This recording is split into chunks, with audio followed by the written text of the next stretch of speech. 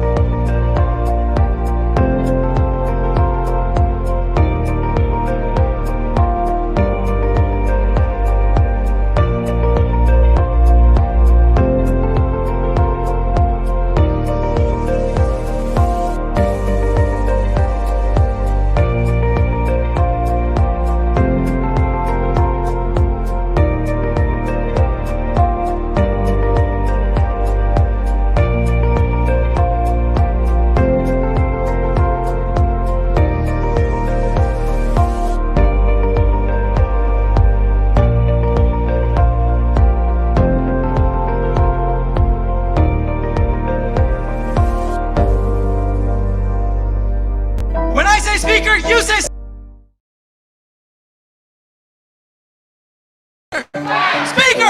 Speaker! Instruments are down, let's go!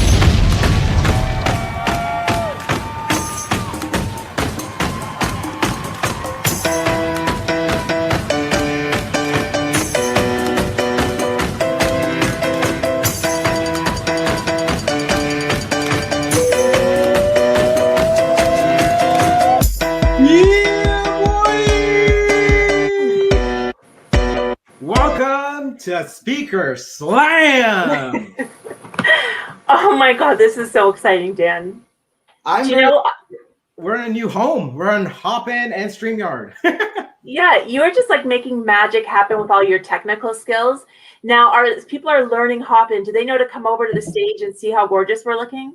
I hope they are. I let them know in the chat. So if you guys can hear us, you like us, leave heck yeah in the chat. One of the most beautiful parts about being on Zoom at home is that you and I are getting chunky and no one can really tell. Do you notice? I'm not even wearing pants right now. Like, this is how we are tight like they are. Gorgeous. We're gorgeous. Okay, so I would love to just wait 1 second because I think we really need to get our people over. I know we have a ton of people that are in the reception area. They're learning Hopin for the first time. And I would love to just make sure they're here because I see we have 5 eyes on us. So, by the way, one thing you should know, this is being also live streamed to YouTube and Facebook, but Hopin numbers don't show up here. So this is mostly for the Facebook group people that are watching. We can see you who's watching. Okay, so then we have all of our fans here. We're ready to rock and roll. Yes, let's do this. Okay, great. Okay, I'm super excited. And, Dan and I were talking about what an amazing, magical year we were ending 2019 on. We were like skyrocketing. We had 600 people at our Grand Slam. We were the platinum sponsors for the Canadian Association of Professional Speakers. Like, we were flying high. And we came into 2020. And when we went into sort of COVID times, we actually looked at this as an amazing opportunity. And we have been so incredibly blessed to be able to transition online and to be able to reach people all over the world. In fact, in this competition alone, we have people from Canada and the States, from Africa, we have people from Australia. So that to us is the most beautiful, magical thing that we could possibly hope for. So we're really, really excited. We finished 2020 with our Grand Slam, and we crowned our Inspirational Speaker of the Year, Merlina Valentine from the US. She had a brilliant speech on love lessons. So we thought, what better way to kick off our first event of the season than to see this beautiful speech.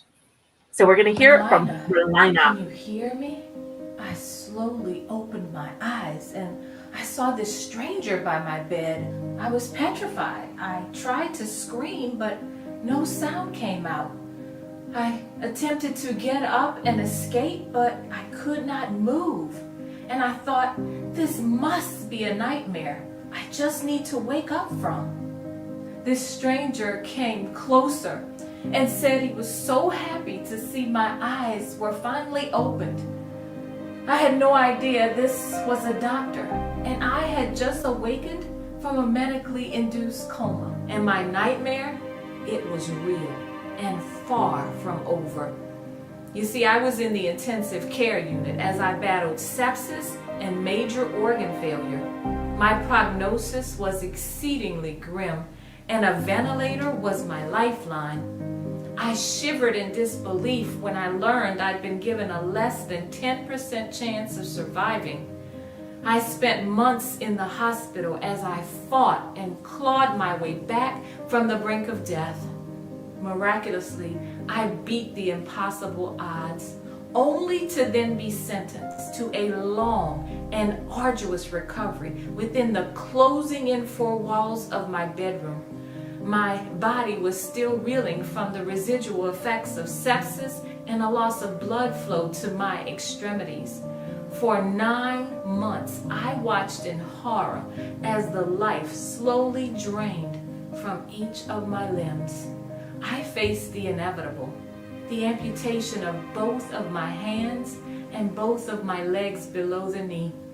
I deeply mourned this loss, and equally as devastating was the fact that my mind was now seized by fear and the inability to accept the new me. I was now imprisoned, not by concrete and bars, but confined by my own thoughts.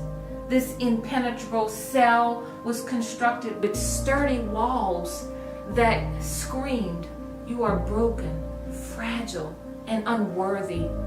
There was such finality in losing parts of me. No treatment, no cure. My limbs were just gone forever. I felt trapped by the uncertainty of my future until my breakthrough moment, when faith, acceptance, and love unlocked my mental cell and freed me. The key was a gift from my husband, whom I'd only dated for 1 year when all of this happened. And in the hospital, as soon as that ventilator was removed, I mustered up the strength and offered him his freedom from any sense of duty or obligation that he felt to stay. He quickly assured me that he never agreed to only love me if I stayed exactly the same. He committed to the new me, and I realized then that my before and after version of myself both deserved to be loved. When he proposed, of course I exclaimed a resounding yes. I found myself reminding him of all he would sacrifice to be with me. His family, his friends, his career, even his freedom to move to my city over an hour away and become my primary caregiver, even having to do my hair and makeup. His response still makes my heart beam when he shared that he had nothing to lose and only much to gain from marrying the most incredible, amazing, and phenomenal woman in the world. I looked deep into his big, beautiful brown eyes, and you know what I said? "You are so right. You've hit the marriage jackpot." And together, we freely chose love. Each of us has this freedom to choose happiness and love, despite the circumstances. But exercising this liberty does not come easily. Many of us sentence ourselves to life inside mental prisons erected by our own limiting beliefs. We're held captive by our own self-sabotaging thoughts as life relentlessly tries to persuade us to believe that adversity always prevails. If freedom is the state of not being imprisoned, then we can liberate ourselves by breaking free of the chains of fear and acknowledging that adversity is not invincible. I finally stopped holding on to what my life was and embraced what my life is and all that it can be. So when that indelible moment happened, I held on tightly to my father's arm for the most incredible walk of my life. Each step down the aisle on my prosthetic legs led me closer to marrying my Prince Charming and to living our happily ever after. Love empowered me with the freedom to command my thoughts and my fears. Instead of being imprisoned by them, I am free.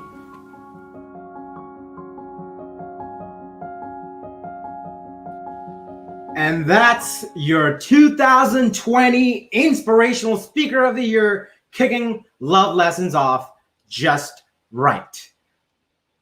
So we got an amazing night planned for you guys. I just want to say, Dan, that didn't you have shivers and tears through that? For anybody that is watching, that is the hallmark of an inspirational speaker, shivers and tears. I cry every time, and that's what you need to aspire to do and to be. Powerful. You got to make sure you follow Merlina Valentine on Instagram. She's a speaker to watch out for. I think that's going to be something you need to do right now. But anyways, Love lessons. We had an incredible turnout of speakers yesterday who posted online for Inspiration Day. And Inspiration Day was a time for all of our speakers to share their speeches online so they can inspire their communities.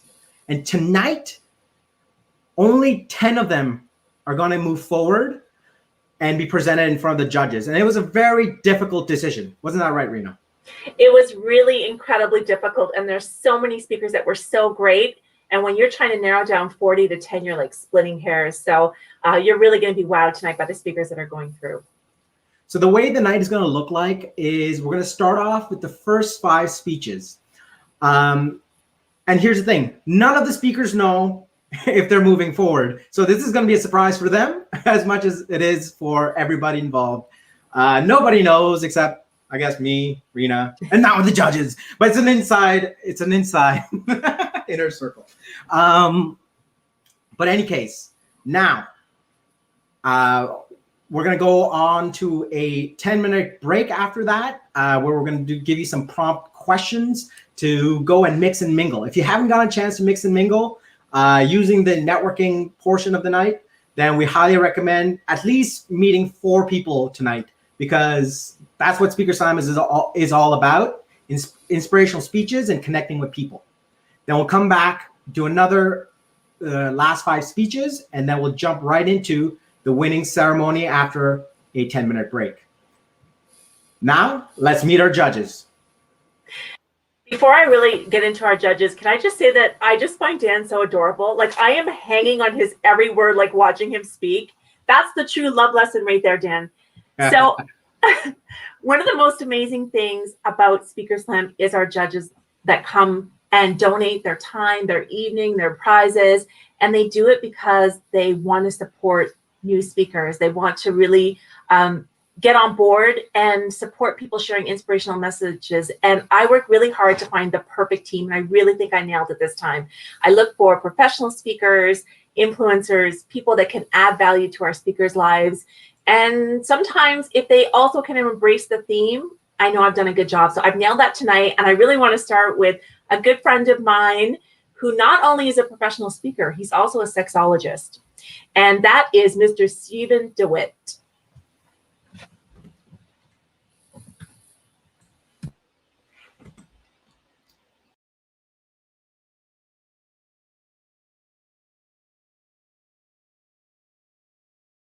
You're on mute. You're on mute. There we go. We're live. Rena, Dan, fellow esteemed judges and Speaker Slam community. My name is Dr. Stephen DeWitt, and I am thrilled to be here tonight. And, you know, you may have heard Rena say that I'm a sexologist, and you're probably like, what the heck is that? Don't worry, you're in good company. My mom still asks me the question. My dad doesn't want to know the answer. But I'm committed that all people live a sexually empowered life and they have relationships that work. And really what I'm about at this point in my life is raising up women so they have a voice. For too long, women have been told to say no to sex, and it's time for them to say yes to the type of sex that they want, ask for it, and receive it. And I'm committed in my lifetime that the rates of sexual assault, abuse, and harassment drastically decrease in North America.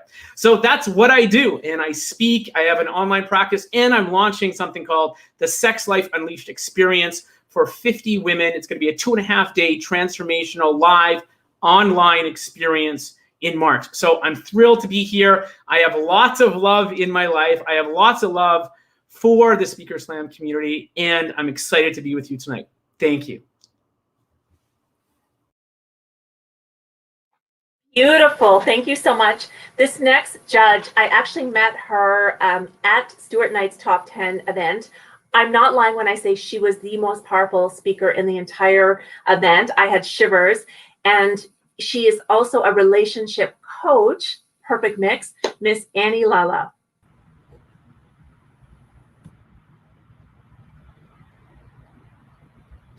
Hello, folks. Can you hear me?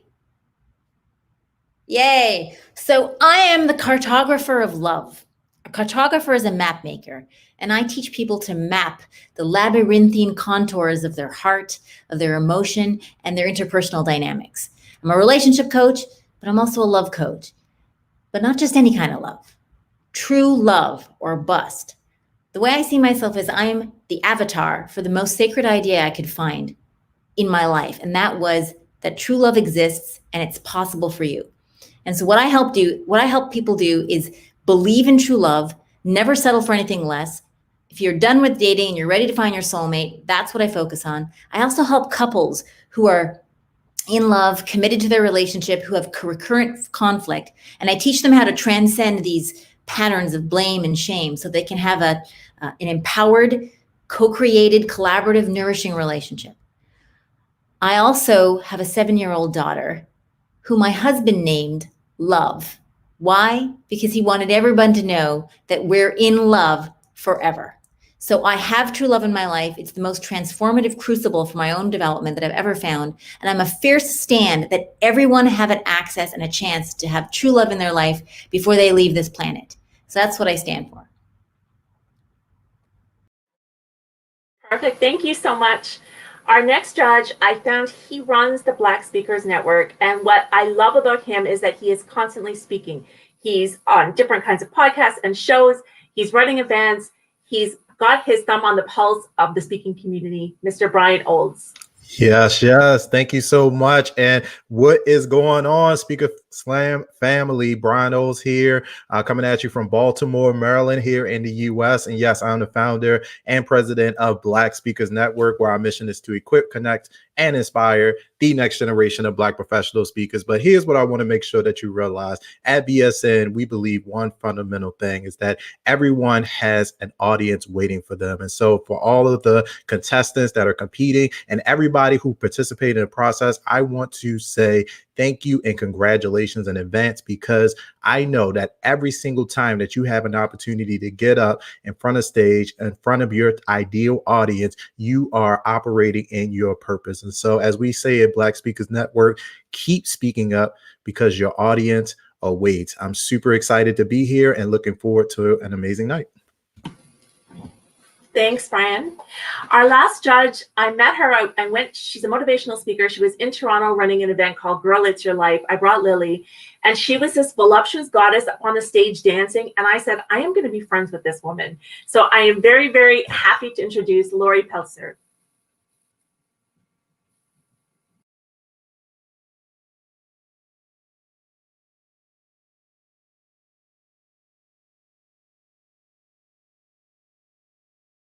You're on mute.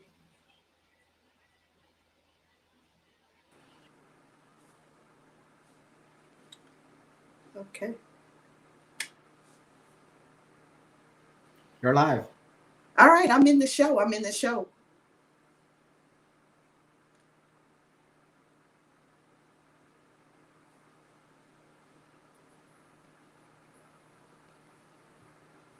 Okay.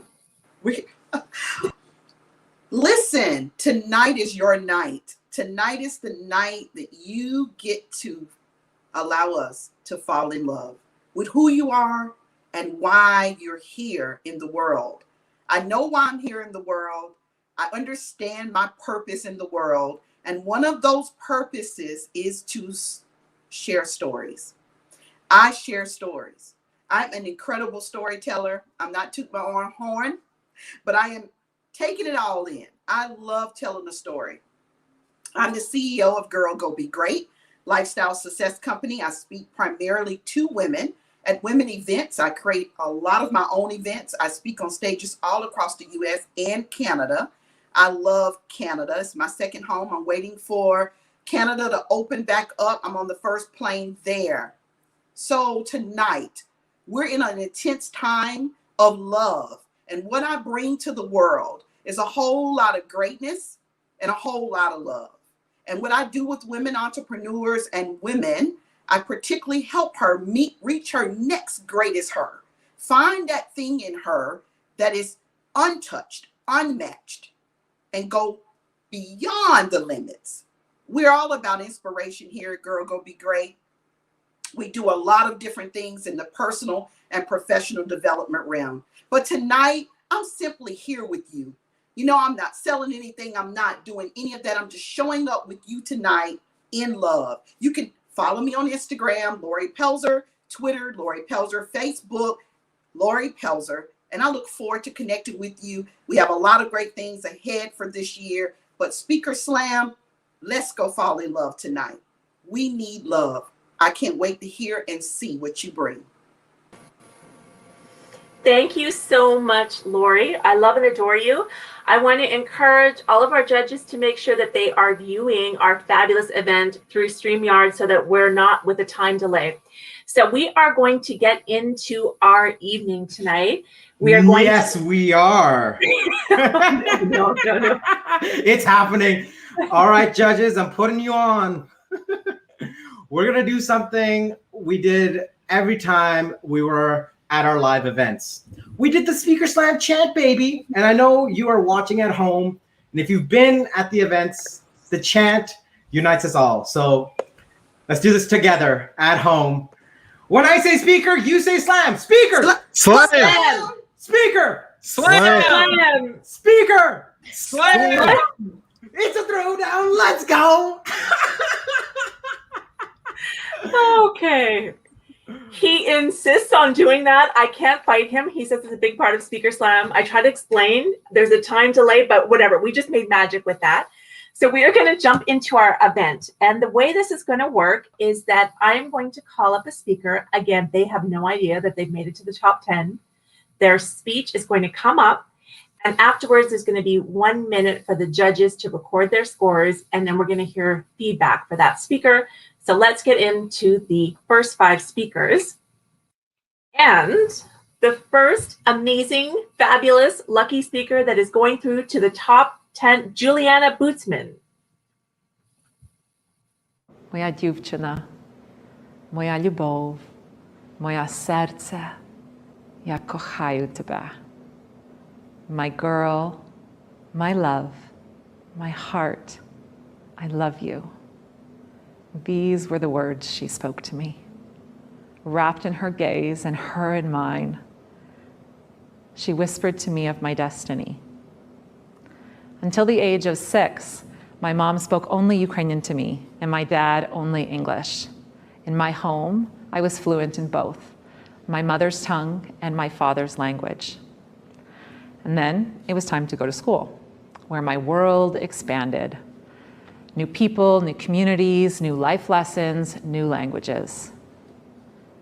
I kept learning Ukrainian at school until grade 6, but at home, my mom began to speak less and less Ukrainian. So by the time I was in high school, I rarely spoke the language. But on Sundays, we would go to church. Добрий день, баба and dida. Добрий день, Julianna. And then they would keep talking to me in Ukrainian, asking me questions and all sorts of stuff. And knowing it was rude not to respond in the language you're spoken to, I would answer their questions in my broken Ukrainian, grammar a mess, words all over. And I would apologize to them for the loss of my mother tongue. I felt shy, I felt a bit ashamed, and I felt sad about it.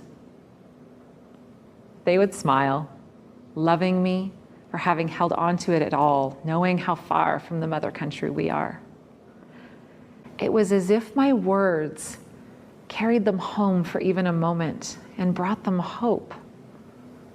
And when I was older, I traveled to Ukraine with my broken language, and there, fully immersed, it came back quickly, as if I'd never lost it. And I began to learn that this is how it is with our mother tongue, that even when we begin to dream in a language that is not the one we were born with, we never lose it. And this is how it works with love, our universal mother tongue.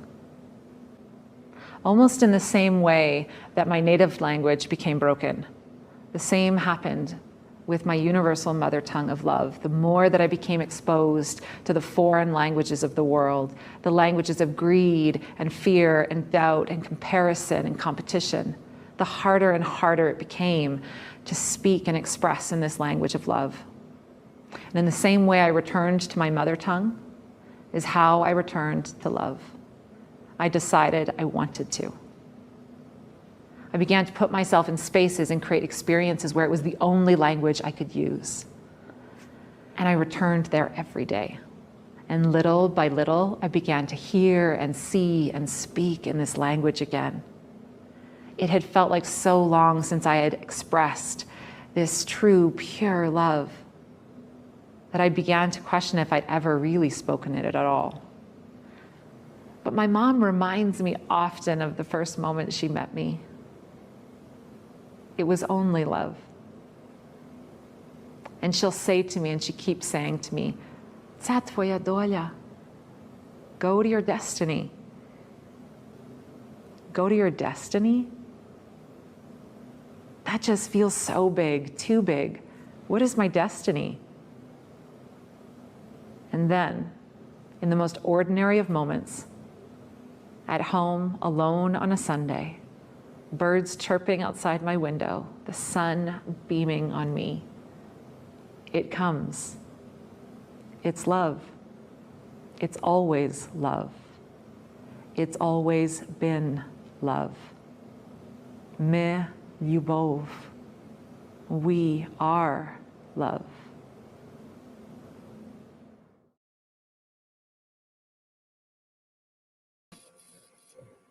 Thank you so much, Julianna. We'll have 1 minute for the judges.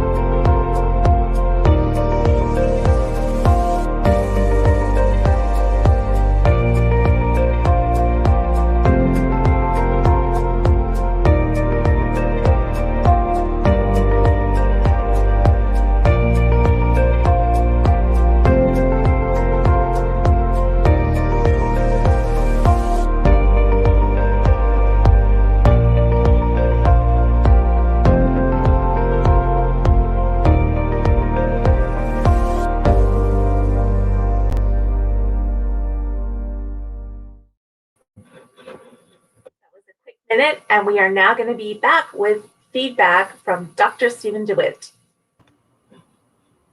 Hey, Julianna. I got 2 words to say to you. Дуже добре. Дуже добре. Now, that's all the Ukrainian that I know, but I am half Ukrainian, so that was wonderful. And thank you so much for sharing your story with me. I was really drawn in and back to my mom and to my grandparents and pulled me in. Some areas that I'd love to see you develop and grow is you're a great orator and using the different languages is beautiful, but I want to see you be that. I want to see it come alive and that energy and that love and being that. I think as speakers, especially in a virtual world, we need to be able to connect through a camera. So I'd love to see you amp that up a little bit. The other thing is looking at the connection with the audience and making sure, like I got it because I'm Ukrainian, right, and come from different language. I know a little bit of Ukrainian, but I'm looking, or I would invite you to look at what is the universal language and tie it into each person's butt sitting in the seat, listening to you. So what is that one thing, that one takeaway that you want the people in the audience listening to, that they're going to be like, I remember Julianna and how what I learned or what I'm taking away or what I'm applying in my life. So those are the 2 areas of growth. But thank you. It was wonderful. And Rena, back to you. Thank you so much, Stephen. We are going to move on to the next speaker who is going through to the top 10. And that lucky speaker is Miss Navi Bliss. It felt like a dream, some sort of a magical movie scene when I was just 17. It all started while I was on a cruise ship with my parents, not particularly enthralled at the idea of this vacation or the idea of being stuck on this boat with them for a week. I tried to pull my chin up, make the best of the situation, and be optimistic. And then suddenly I didn't have to try so hard. Another family came to join us at our dinner table. They had a son my age. He was cute and charming and funny. He made a beeline and he came and sat next to me. Suddenly, the idea of being trapped on this boat for a week was becoming more and more appealing. He flirted with me and he made me laugh all through dinner. I felt giddy and excited and butterflies in the pit of my stomach. After dinner, he made his bold move. He grabbed my hand under the table. He looked into my eyes and said, "Let's go explore the ship." I felt my heart flutter as I jumped up to follow him. That's when our adventure began. He didn't let go of my hand all week. It felt like magic. When he leaned in for our first kiss on the back of the boat, under the stars, just like the movie Titanic, I had chills and goosebumps. I felt my knees buckle underneath me and I nearly passed out in amazement. I couldn't have dreamed of anything more romantic. Needless to say, by the end of the week, we were head over heels in love with each other. A love that only grew over the preceding several years, culminating in us getting married. On my wedding day, I knew this was real and we would last forever. With a beginning as magical as ours, how could it go any other way? I had been a gawky, awkward girl. I grew up in a house full of abuse and pain. A mother that would hurt me with her words and her hands. But that was all over now because I had found my fairy tale, my Prince Charming to walk off into the sunset with. His love was going to make up for all the love I never got in my childhood and never had for myself. It was perfect. Until it wasn't. I would have the wind knocked out of me harder than I could ever imagine, forcing me to learn the hard way. No one can ever love me into loving myself. No one can make me whole. My world came crashing down when that relationship ended with infidelity and him having a child with someone else while we were still married. Every thought, every idea I had about love burned down with that relationship. The ashes burned around me, searing my broken heart with pain. But here's the beauty of your world burning down around you. It forces you to start again. I had no idea who I was, what love was, what I wanted, what I needed, or how to start again. I just started, piece by piece, to lay the foundation for my new life. I got help and support. Through that, I learned that love had to start with me. That if I wanted a foundation that wouldn't crumble again, I had to build it with the love for myself. I had to become a whole person on my own. It wasn't easy. There would be more pain and heartbreak along the way. But what I learned is that I am love, my being, my essence, my presence, a belief that allows me to show up in unconditional love. One that the universe would put to the test when love would find me again. This time, it isn't quite that magical fairy tale. It takes patience, it takes time. But this time I'm here for the love I have to give. And there is so much power in that. Because now I know my relationships are the place where I go to share my love and shine my light. I don't have to love for need or validation or praise. I love because there is so much inside of me. It's brimming and spilling over and begging to be shared. Now I get to love boldly and fearlessly. Because the real magic, the real fairy tale is remembering that you are love, and that's not something that can ever be taken away from you. And your relationships are about sharing the magic that is you. 1 minute for the judges.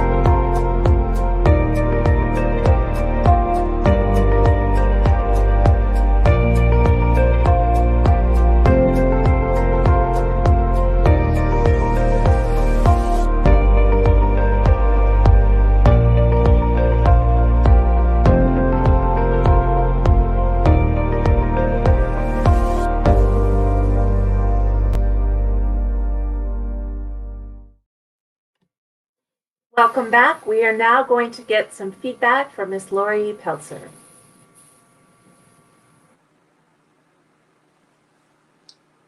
Hi, Navi. That was an incredible, beautiful love story of where you've been and where you are. I absolutely love storytelling because words connect us. I love storytelling because we get a chance to connect hearts versus heads. So, what I love about your story, I wanted to feel more in the heart. So, well, congratulations on a powerful love story. You can do so much with that. So, with that said, I want to give you some incredible, I truly believe, the great speaker growth advice. Keep that smile, number one.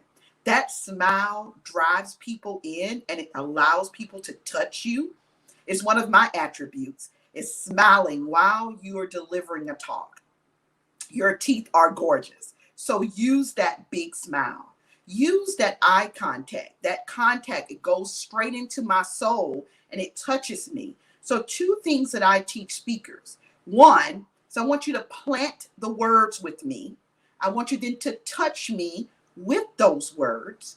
And I want you then to land right in my belly with that story. And with that being said, I want you to use something called the drop zone technique. That technique allows you to start that story off with something so powerful that it gives us chills and it keeps our attention.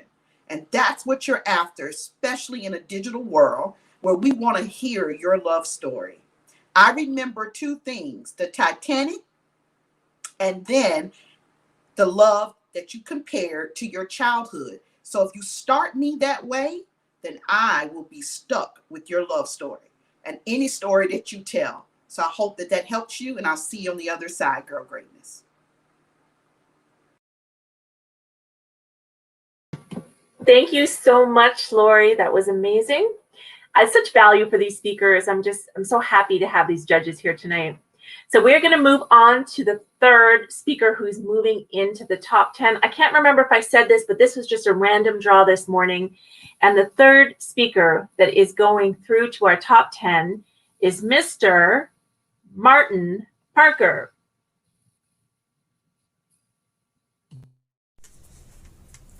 Don't ever say it can't happen to you.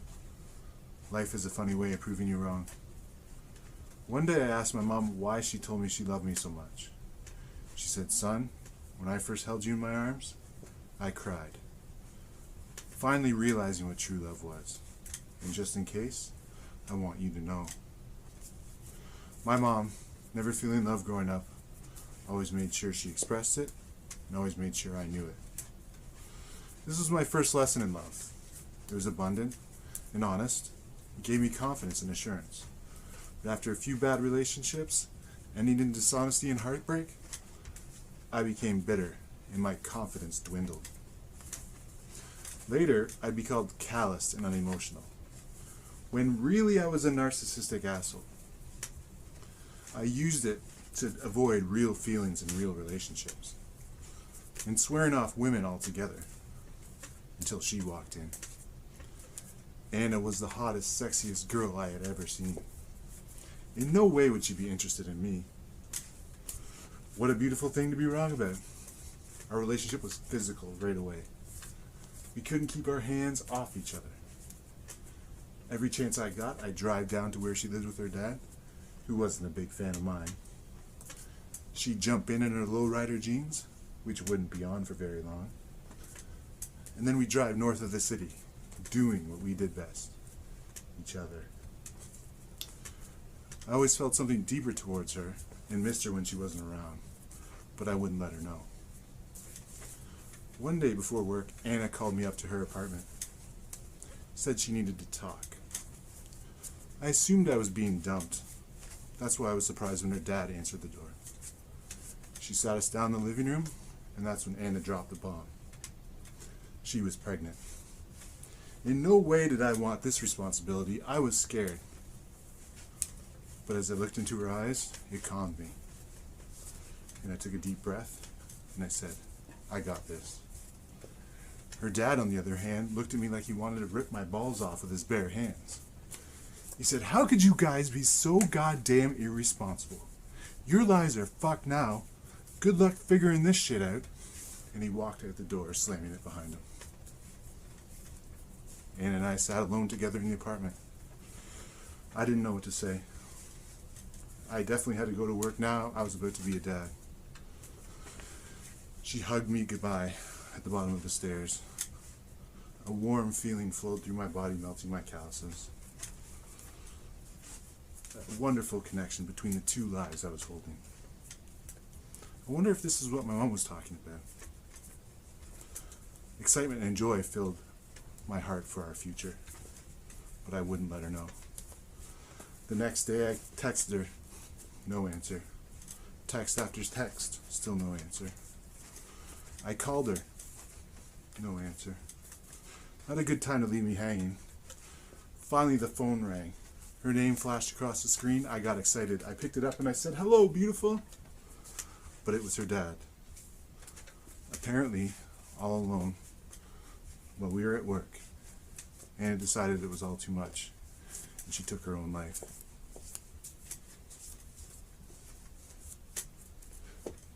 "I killed him," he said.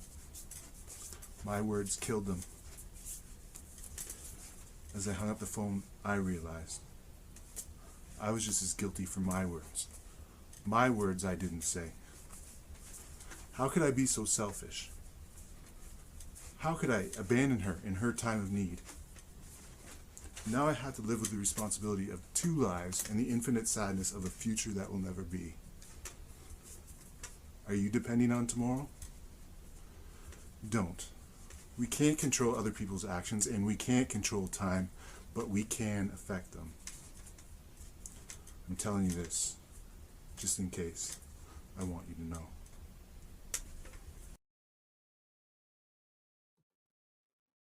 One moment for the judges.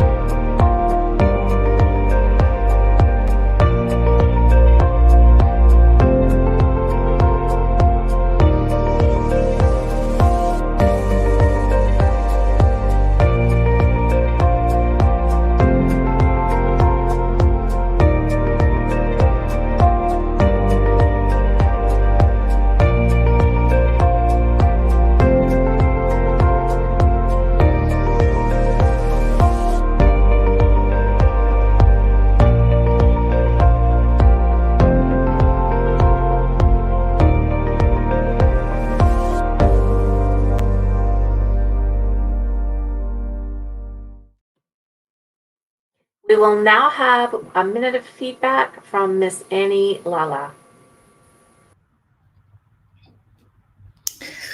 Wow, Martin, I was taken in from the moment you started. It was such a compelling and poignant story. It was brutally honest. It was engaging, cheeky, funny, sexy. I love the twisty, turny narrative. I felt inspired. There were times where I was confused. I didn't know where you were going. I didn't know what was going on. I could feel the raw honesty about how your own emotions were keeping you closed down from connecting to the people in your story.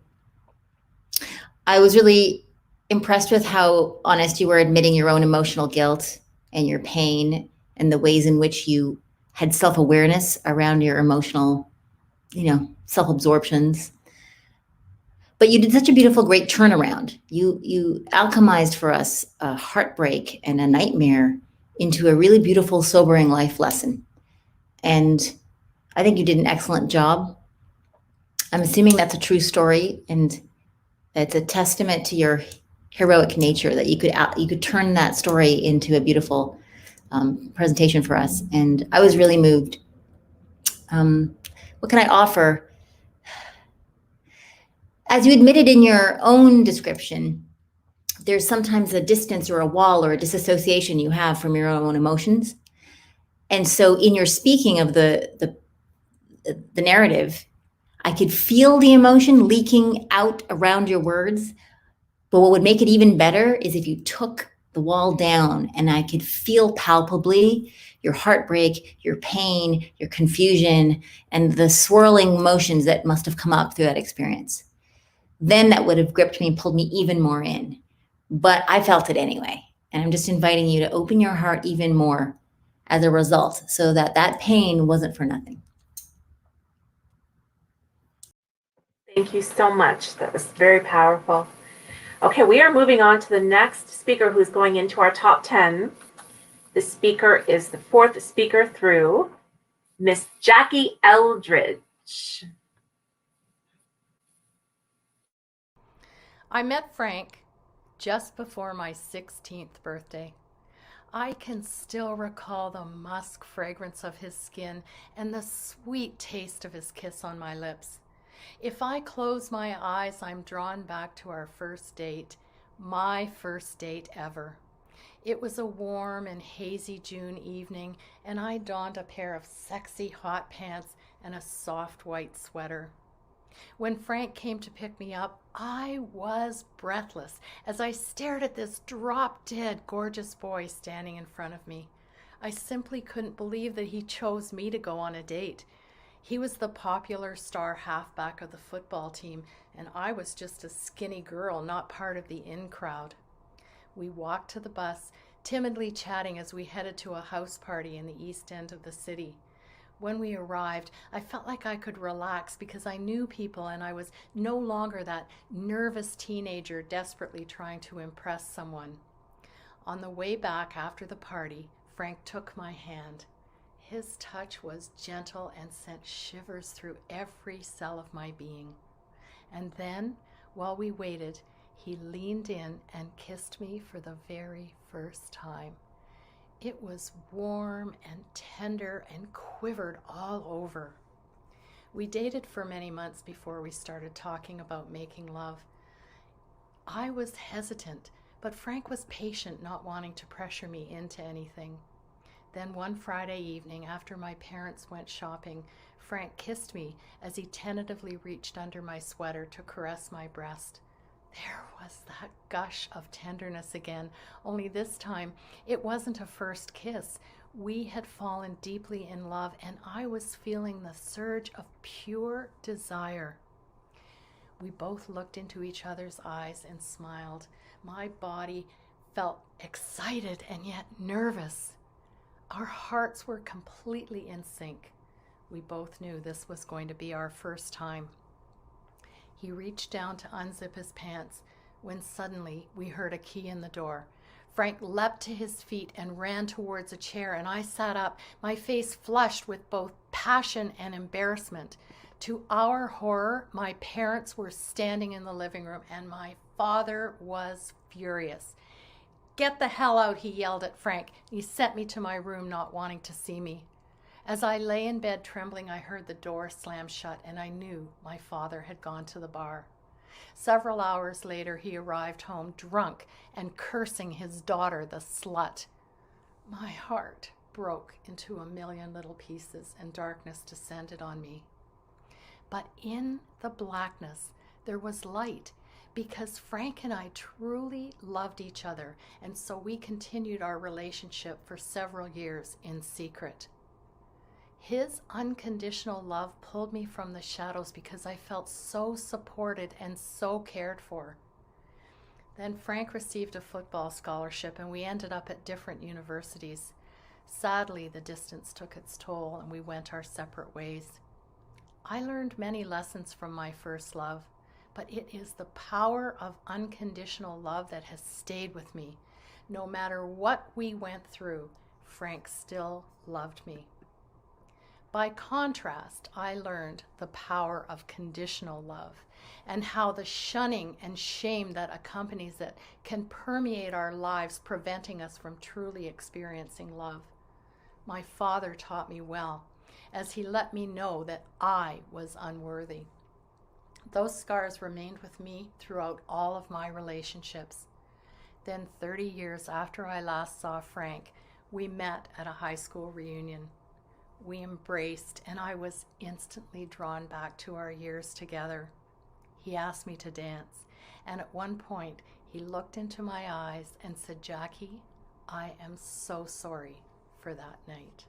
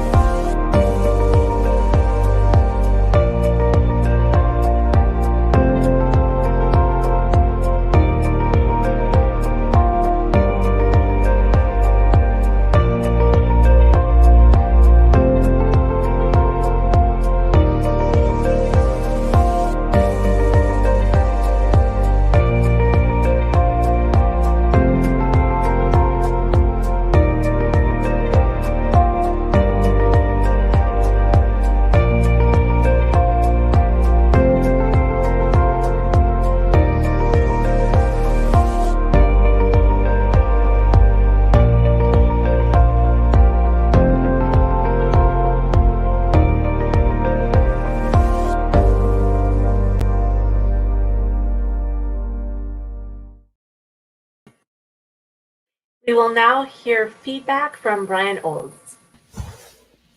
All right. First of all, Jackie, absolutely powerful, powerful presentation. A couple things that really stood out to me here. Jackie, you have such a command of language. And one of the beautiful things about storytelling that we're getting from our speakers, and especially you in this case, is that when you are telling a story, we are transported to a different world. And as you are describing that world, you used a number of very powerful tools to help actually put us in that scene. And so you helped to create you tapped into all five senses.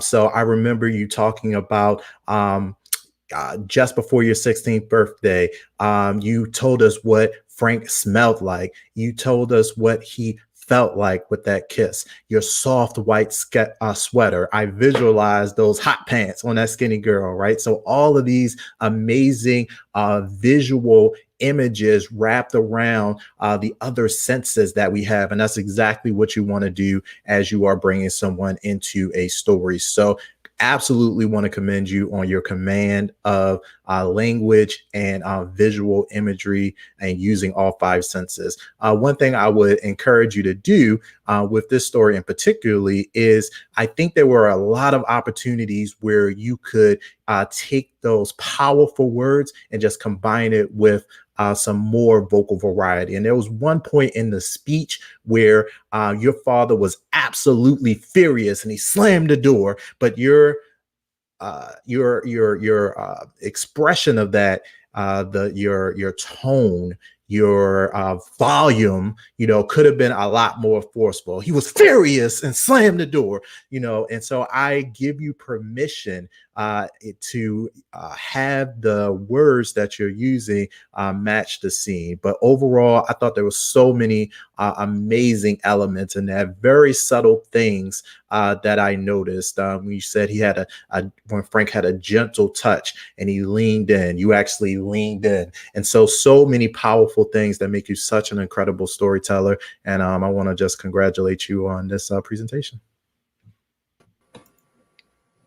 Thank you so much, Brian. That was amazing.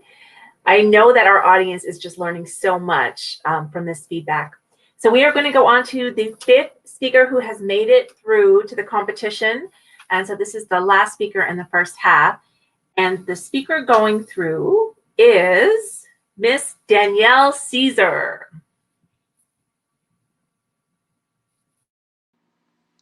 Girl, your breasts are way too big. You need to do something about that. You're an entrepreneur now. You can't be out here looking like a porn star. Those were the words of someone I considered to be one of my best friends and a mentor. At the time, I took her words as loving advice, under the impression that that was what love looked like. Being raised in my West Indian household, hugs and kisses were a rare occurrence. "You take your eyes and pass me?" were the words of affirmation my mother would give me to let me know how disrespectful it was for me to stand up for me. After going through with the procedure, I no longer felt like myself. In a moment of vulnerability, I shared with my friend the struggle I was having with the changes to my body, and that I was far from happy with the results. You know, Danielle just had a breast reduction, but look, they're not even. My body's response told me all that I needed to know. It felt as if all the blood flushed out of my body, leaving me empty and cold. It was at that exact moment the rose-colored glasses came off, and I was able to see that friendship for what it was. And that was not my friend. I didn't know if I wanted to sob or start swinging. Instead, I reverted back to a response that I learned in childhood. I smiled and I laughed along. I was being objectified, my flaws and insecurities pointed out to others and scrutinized by one of the people I valued the most in my life. I was already feeling self-conscious, and now that feeling had amplified. It felt all too familiar. It reminded me of the many times while growing up that I stayed silent to keep the peace, or the times my own mother would tear me down because my light was too bright for her to receive. My emotional well was depleted and now overflowing with flashbacks and resentment. How was I okay with someone treating me this way? When did I abandon myself? I'd recount the endless times I prioritized my friend's entire existence over my own. And that's when it became clear to me, in my attempt to navigate being raped, molested, and emotionally abused as a child, and as a way to protect myself from further pain from others, I'd become fluent in a sixth love language, which is people-pleasing, also known as codependency. That was my survival mechanism. I made it through life using love as my armor, constantly giving and pouring into others in hopes that maybe one day I would be seen, heard, or valued. The worse someone would treat me, I'd automatically try to love them harder. And because I valued our friendship, I believed everything she said to be true. And that's the tricky part about codependency. It teaches you to love everyone and value everything outside of you. Stuck in a vicious cycle, I wasn't able to attract someone who prioritized me, because in order to avoid conflict and pain, I couldn't make myself a priority. When all you know is how to love in order to survive, even the red flags begin to look and feel like butterflies. I gravitated to toxic people and relationships because they felt like home. And after making this connection, I took the time to pour love back into myself so I could heal. No longer having to prove my worth or perform for affection, all my love needed was another direction. Love will never dim your light. Love will amplify it and fill you with life. We can live, we can love, and we can thrive outside of the ways that we learn to survive. If you're also fluent in the language of codependency, I want you to know that you too have the power to be the love you wish you received.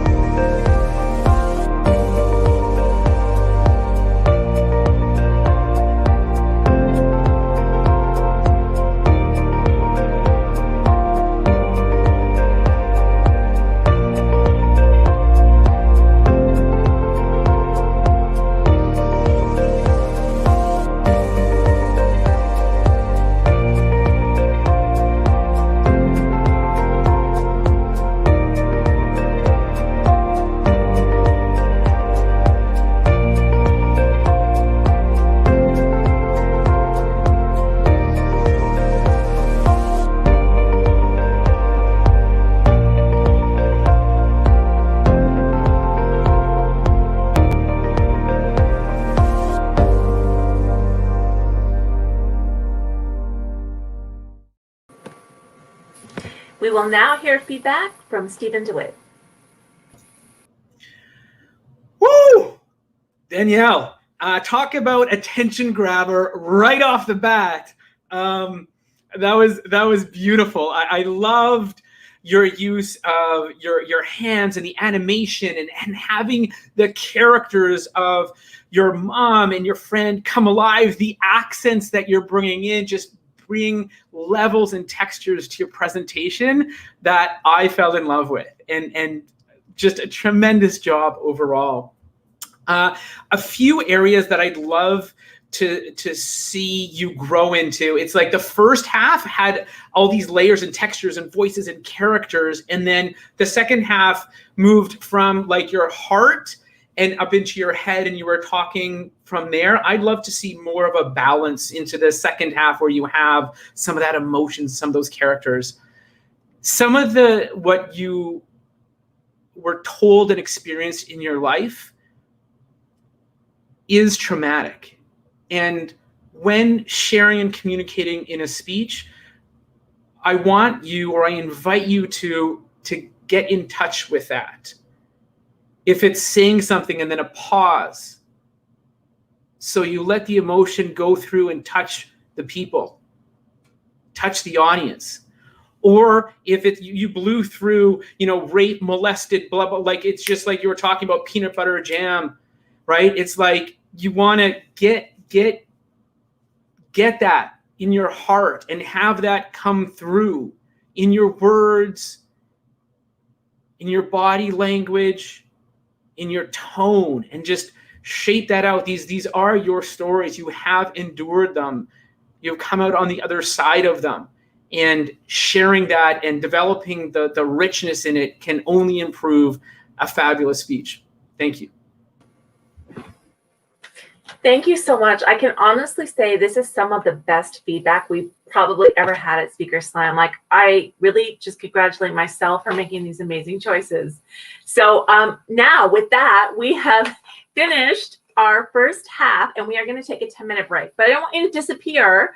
I'd love for you to go over to the networking section. If you're new to Hopin, you'll see on the left-hand side, there's a little button where you can click networking. You'll connect for 2 minutes.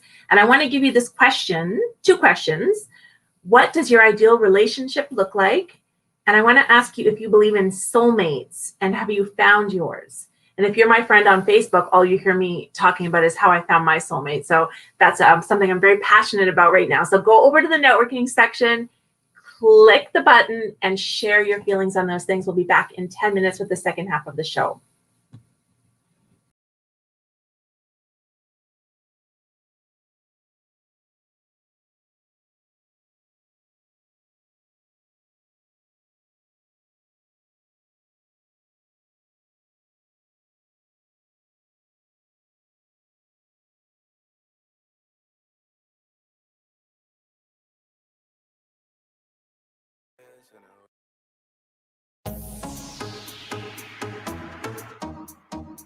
Throw your hands in the sky right now.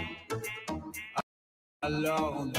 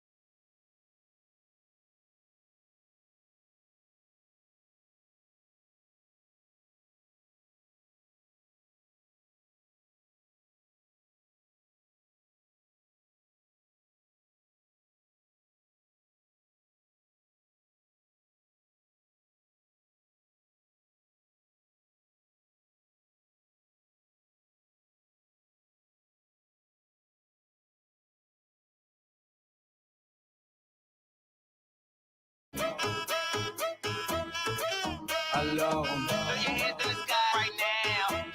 It's going down. Unfortunately for the rest of y'all, I'm way better than the best of all. And even though they focus on just the flaws, it's still gonna annihilate the festivals. And we still gonna sip the Dom Perignon. And still gonna eat the filet mignon. And yeah, I've been known to cover up my eyes at the Ravion. Alors on danse. Alors on danse. Alors on danse. Alors on danse. Alors on danse. Throw your hands in the sky right now. Alors on danse.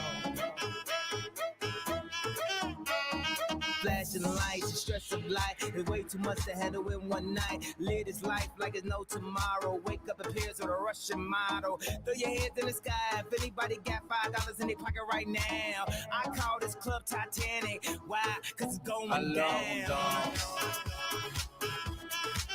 Alors on danse. Alors on danse. Alors on danse. Alors on chante.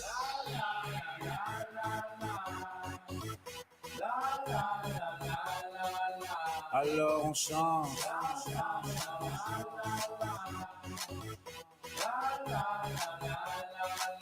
Alors on chante. Throw your hands in the sky right now.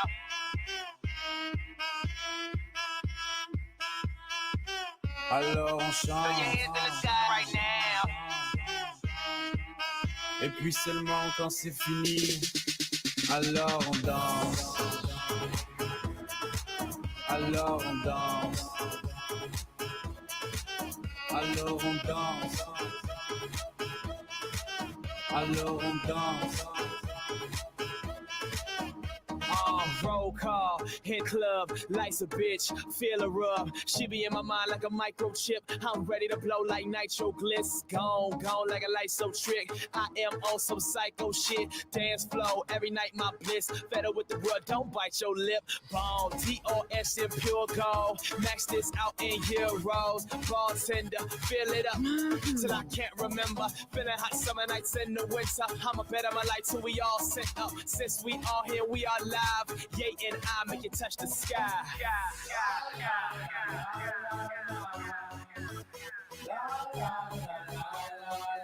Alors on chante.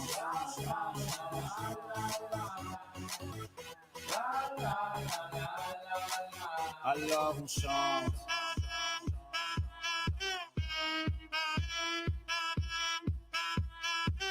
Alors on chante.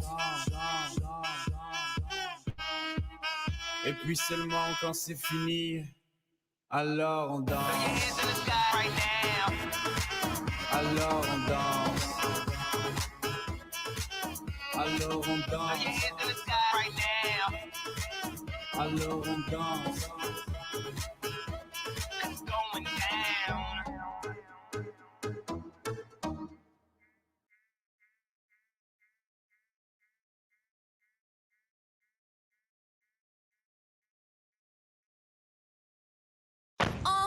This my shit. All the girls stomp your feet like this. Few times I've been around that track, so it's not just gonna happen like that. Cause there ain't no holler back, girl. Ain't no holler back, girl. A few times I've been around that track, so it's not just gonna happen like that. Cause there ain't no holler back, girl. Ain't no holler back, girl. That's my shit. That's my shit. That's my shit. That's my shit.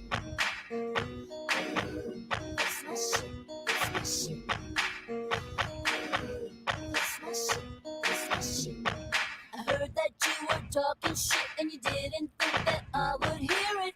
People hear you talking like that, getting everybody fired up. So I'm ready to attack, gonna lead the pack, gonna get a touchdown, gonna take you out. That's right, put your pom-poms down, getting everybody fired up. Few times I've been around that track, so it's not just gonna happen like that. Cause there ain't no holler back, girl. Ain't no holler back, girl.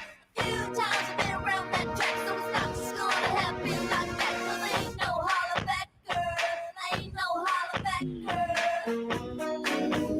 That's my shit. That's my shit.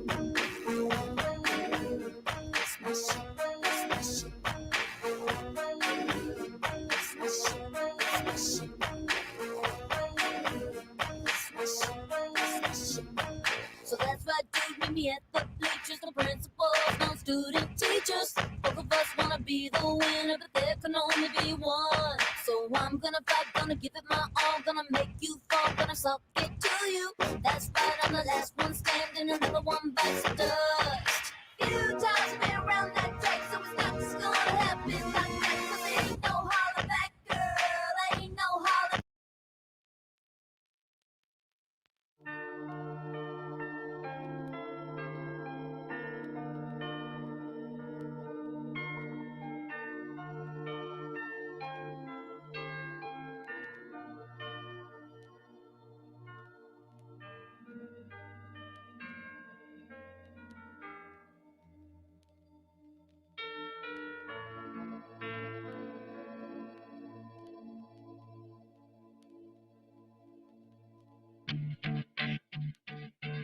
Look, if you had one shot, one opportunity to seize everything you ever wanted in one moment that you captured, just let it slip. Yo. His palms are sweaty, knees weak, arms are heavy. There's vomit on his sweater already. Mom's spaghetti, he's nervous, but on the surface he looks calm and ready to drop bombs. But he keeps on forgetting what he wrote down. The whole crowd goes so loud, he opens his mouth, but the words won't come out. He's choking how? Everybody's choking now. The clock's run out, time's up, over, loud. Snap back to reality. Oh, there goes gravity. Oh, there goes rabbit. He choke. He's so mad, but he won't give up. Daddies, he know he won't have it. He knows his whole back to these ropes. It don't matter. He's dope. He knows that, but he's broke. He's so stagnant. He knows when he goes back to this mobile home. That's when it's back to the lab again, yo. This old rhapsody better go capture this moment and hope it don't do better. Lose yourself in the music. The moment you own it, you better never let it go. You only get one shot. Do not miss your chance to blow. This opportunity comes once in a lifetime. You better lose yourself in the music. The moment you own it, you better never let it go. You only get one shot. Do not miss your chance to blow. This opportunity comes once in a lifetime. You better. This soul's escaping through this hole that is gaping. This world is mine for the taking. Make me king as we move toward a new world order. A normal life is boring, but superstardom's close to postmortem. It only grows harder, homie grows hotter. He blows, it's all over. These hoes is all on him. Coast to coast shows, he's known as the Globetrotter. Lonely roads, God only knows he's grown farther from home. He's no father. He goes home and barely knows his own daughter. But hold your nose, cause here goes the cold water. These hoes don't want him no more. He's cold product. They moved on to the next mo who flows. He knows dove and sold nada. So the soap opera is told, it unfolds. I suppose it's old partner, but the beat goes on. You better lose yourself in the music. The moment you own it, you better never let it go. You only get one shot. Do not miss your chance to blow. This opportunity comes once in a lifetime. You better lose yourself in the music. The moment you own it, you better never let it go.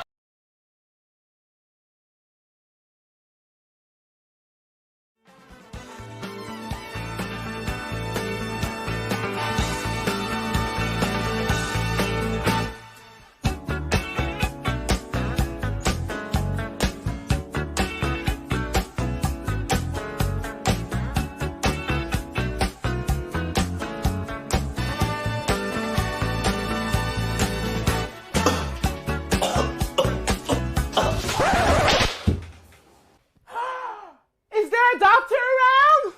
No. But I am the host of Speaker Slam. Move aside.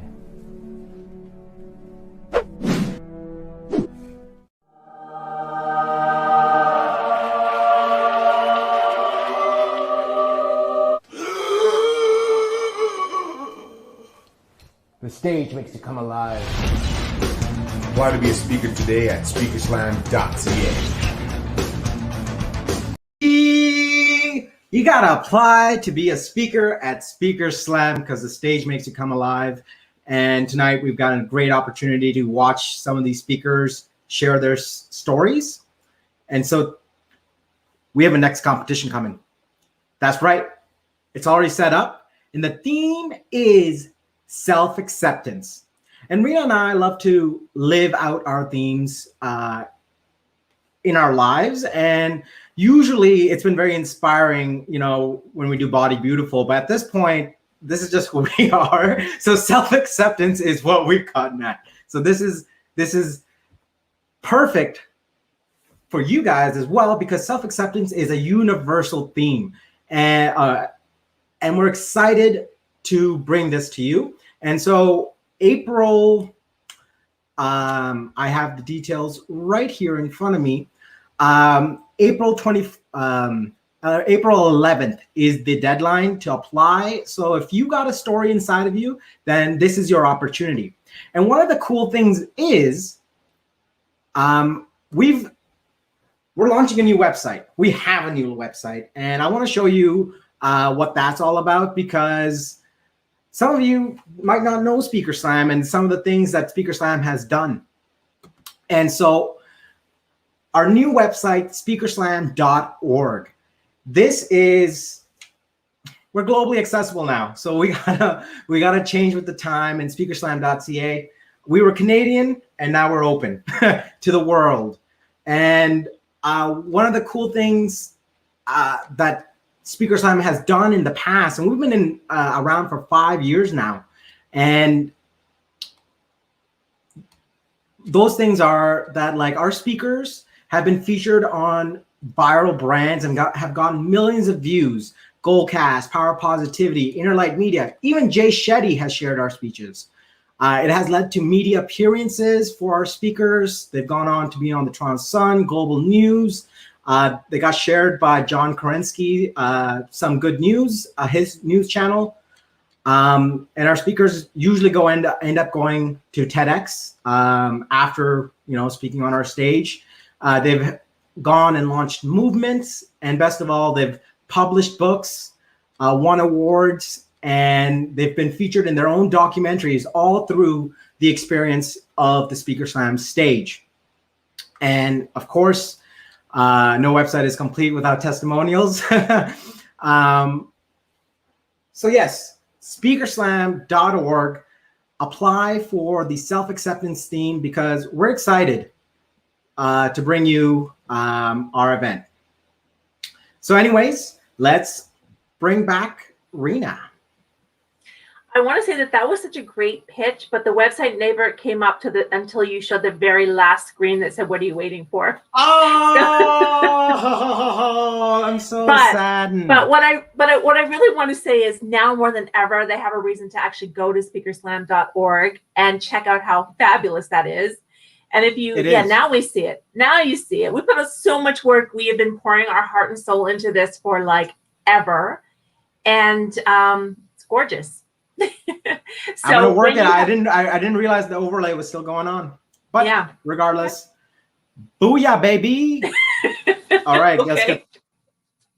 Okay, so before I get into the next 5 speakers, I just want to say, if you've been with us from the beginning with the online stuff, I am so proud of my partner for this production. Like, we have just magnified like 1,000 times. Like, it's so great. So much props to him for putting this together. So we are going to move on to the next 5 speakers, because I know they're anxiously awaiting. And the first speaker going through, which is number 6, Benjamin Wyo.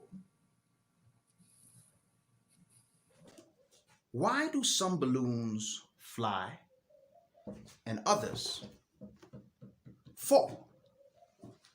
I'll tell you from my story. Growing up, I was constantly taunted about the way I looked. They called me names like Headmaster because of the size of my head, and the Shadow because of my extremely dark complexion. And this began to make me feel ugly and heavy inside. But something completely different was happening back home. My mother, you see, whenever she got me all dressed up to go out, she would make me stand in front of her, straighten my shirt, and say, "Fine boy, give me 5." And you know what? Gradually, it didn't matter what anyone outside said to me.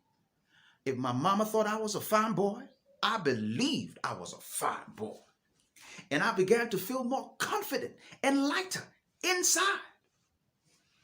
And when you're fine inside, you can't fall. You can only fly. And what made this even more real was Mother was not a hypocrite. Despite having stretch marks and belly fat, she was never ashamed of her body and was always confident. Anytime in front of a mirror was an opportunity for her to strike a pose and say, fine girl. Mwah. So after I got married and after several children, I would sometimes catch my wife, Julia, feeling insecure about the changes on her body.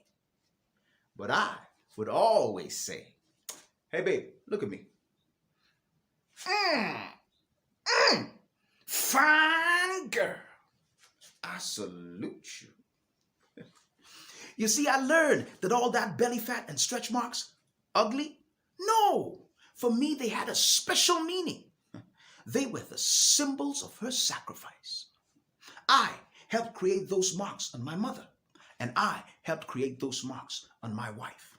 Now, how can I then hate the consequence of their sacrifice?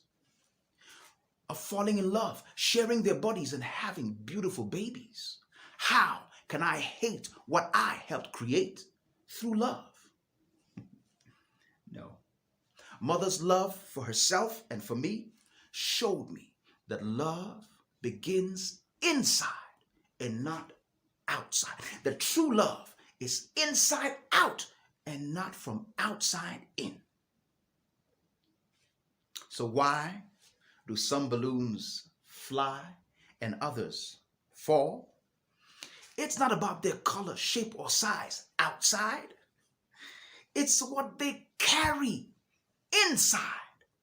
Whatever you carry inside you can make the difference between flying up in joy and tranquility or falling down in depression and despair. Hey, love yourself. Love deeply. Love from inside out. And keep flying no matter what.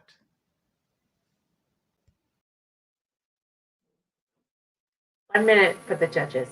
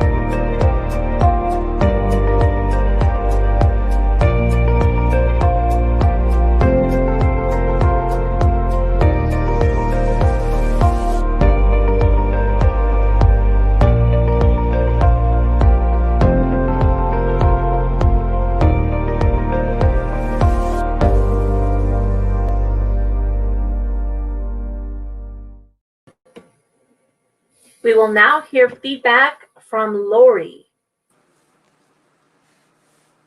Benjamin, way out there in the stars somewhere, I have belly fat. So tonight, I am absolutely gonna love myself. No tummy tuck for me.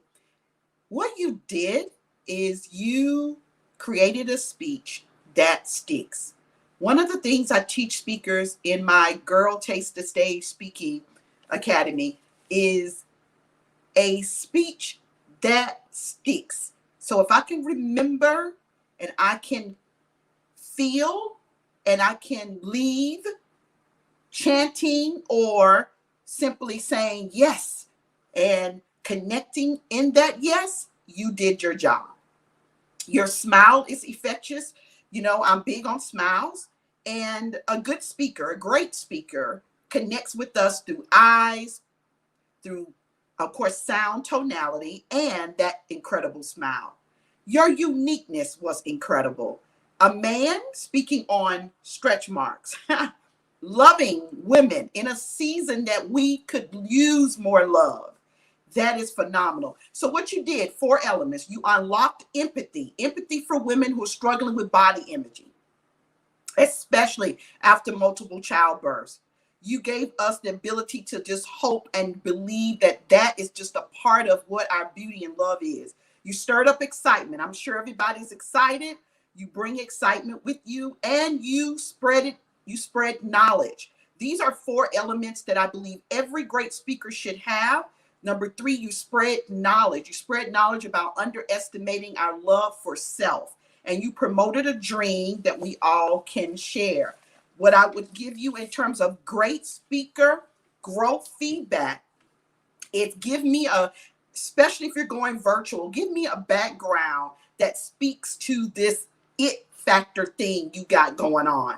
Think about it. And lastly, I would say to you, just keep doing what you're doing, pursue more speaker training, and get out there on the big stages. Thank you so much, Lori. That was awesome feedback. Okay, we are moving into the next speaker, the 7th speaker going through tonight. And that is Miss Angel Shaw Martini. Once upon a time, she'd begin. My mother was a hopeless romantic. Countless stacks of romance novels filled her bookcase. She loved to read to my sisters and I. And they lived happily ever after, she would conclude. What those stories never mentioned were the games played and the lies told, and the real villains that should have been exposed. I was sexually molested as a preschooler. They took hold of my innocent hand. Come, let's play a game. And on that day, I thought love meant being a plaything, like a pet. Being a girl meant that I was a quest, like a fox in a lurid hunt for my hide. What I learned was the chase was never ending. When I did surrender my virtue, it wasn't beautiful. I felt robbed. There was nothing like the love stories I had heard.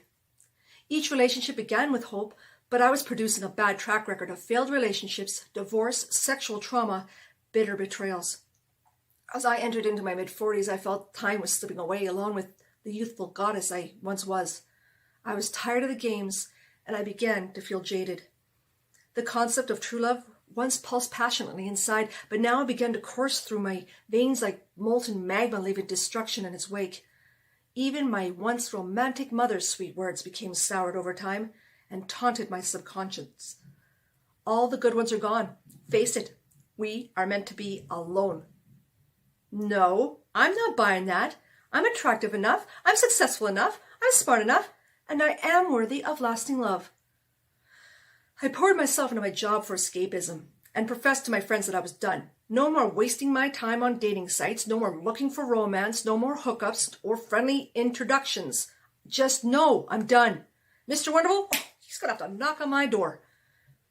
It was June when I received a call to meet with the contractor to fix the deficiencies in my newly constructed house. I stepped into my home to chaos of workers everywhere. The buzzing of saws, the pounding of hammers. It was just too much. So I grabbed a beer and I hid in my backyard.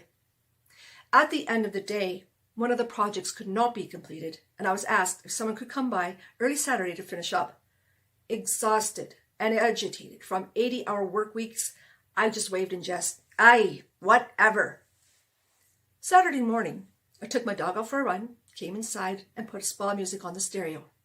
Then I took a hot shower, got dressed, and heard banging on my doorstep. Who dare violate my sacred morning zen? And I strode angrily to answer the front door. And there stood a tradesman with all his tools and tarps. And there I stood, my damp hair piled on my head, no makeup, wearing a tanky top and yoga pants. I totally forgot about the arrangement, and sheepishly, I let him in. I was short on patience, but weirdly, this voice inside my head said, Angel, be nice. He doesn't deserve your BS. Civil small talk was exchanged, I kept busy until he randomly dropped on me that his ex was getting remarried. How does that happen? How does a 17-year marriage lead to this? His voice reflected hurt. I stopped making my lunch while thinking, whoa, I wasn't planning to play therapist today, but I genuinely empathized with his pain. I sat on my staircase as he continued doing repairs.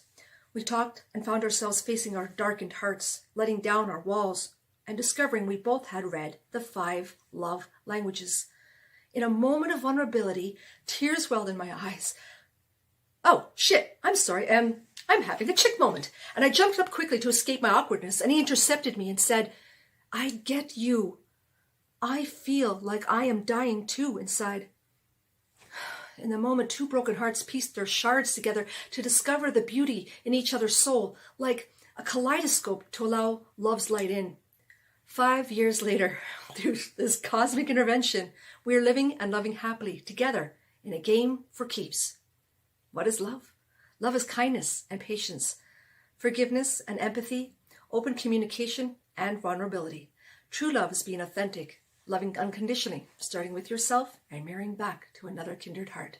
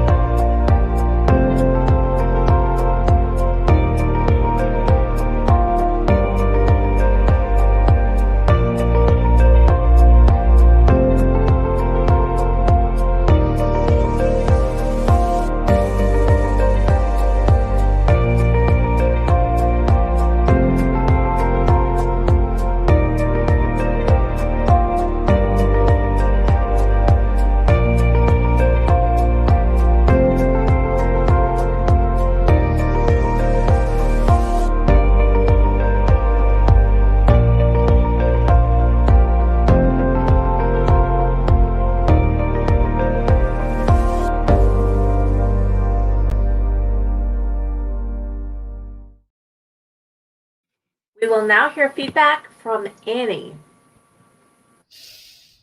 Wow, Angel, that was intense right from the beginning.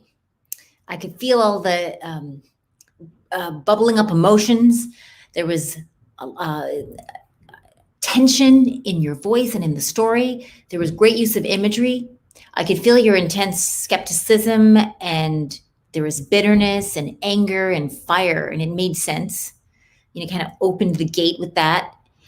And I could also feel your frustration and your pain. It was palpable. And good job being transparent and honest about your feelings and your anger and your frustration and your resentment and your disappointment. I also love the physical theatrics that you use your hands a lot, and I could feel pulled into the pantomime. And I really love the beautiful turnaround, going from cynicism and giving up basically in some way to opening your heart to true love. I think every cynic is a failed idealist. And at some point that cynic had a dream and had a possibility, and it got dashed to the curb. But living inside every cynic's heart is an ember of possibility. And if we can just keep blowing on that ember so it ignites into a dream that was once forgotten but can still come true. Good job, Angel. Thank you so much. So we are now going to find out who is our 8th speaker that is going through to the top 10. And that speaker is Marjorie Onos.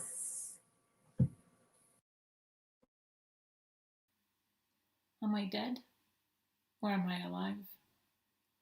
I am surrounded by darkness, and a single sound pierced the overwhelming silence. Wake up, in my cousin's voice.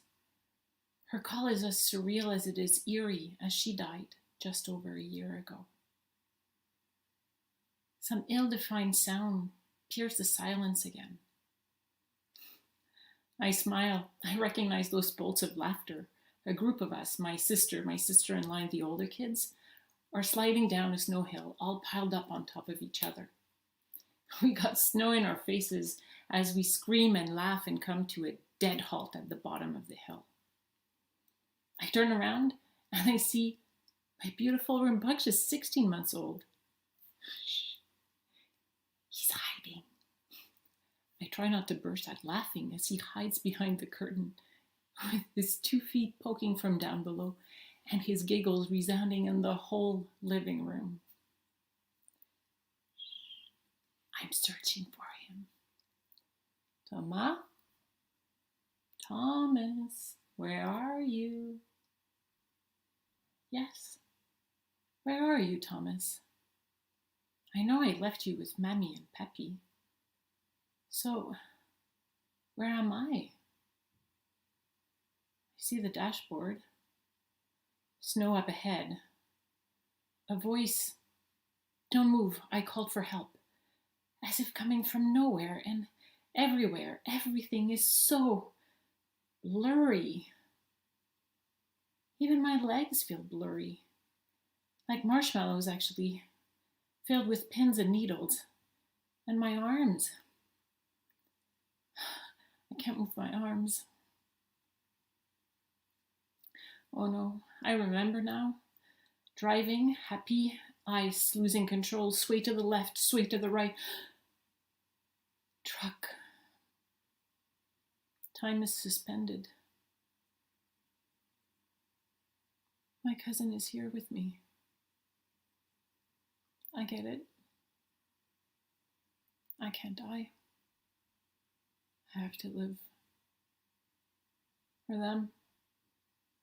For Thomas. My arms.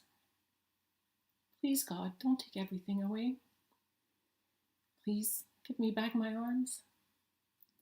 With my arms, I can hug him. With my arms, I can raise him. Please, God, I promise, if you give me back my arms, I will be okay. One moment can torpedo your life, making you feel powerless and stuck in a place where nothing adds up. A place where you will meet doubt and despair, darkness and silence. One moment, and instead of being okay like you promised, you wish you could die. Dead and alive. But life will also give you moments with the power to illuminate the darkness inside. Grab on to those moments.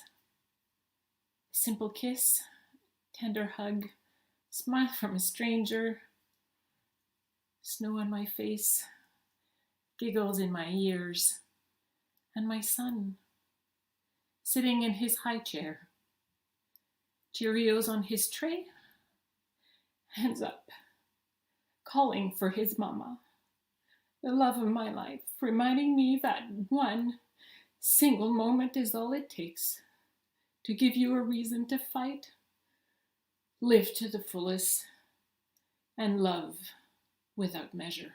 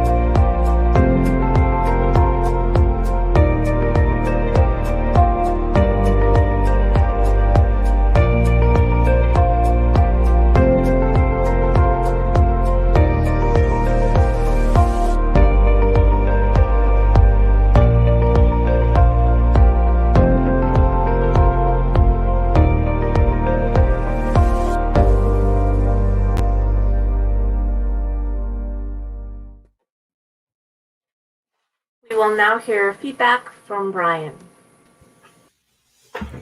All right, welcome back. So, Marjorie, first of all, outstanding presentation.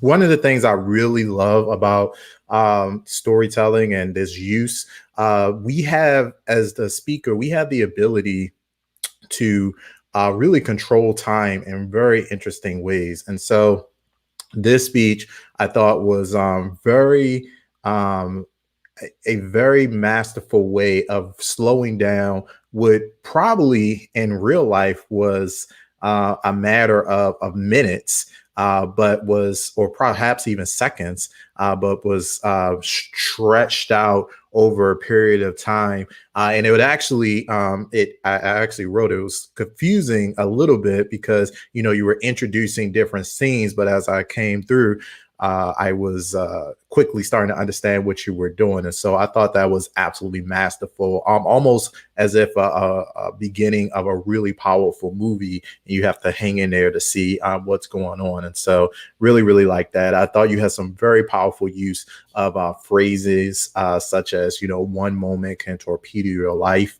And so I very much appreciate that. In terms of opportunity for improvement, I think, you know, anytime you're putting on a speech or you're delivering a presentation or telling a story, you want to be just mindful of, you know, any questions that you can potentially introduce to your audience. And so one of the questions that I was kind of left with was, of course, the fact that you're using hand gestures indicated to us that you now have use of your arms, but, you know, what was the true nature of your injuries and how long were you in a hospital? Like what actually happened and how long did it take you to get back and overcome those injuries? And perhaps because you did such an amazing job in the beginning of your speech of setting up that moment, there might have been an opportunity toward the end of the presentation to slow down another moment. And so, you know, seeing Thomas for the first time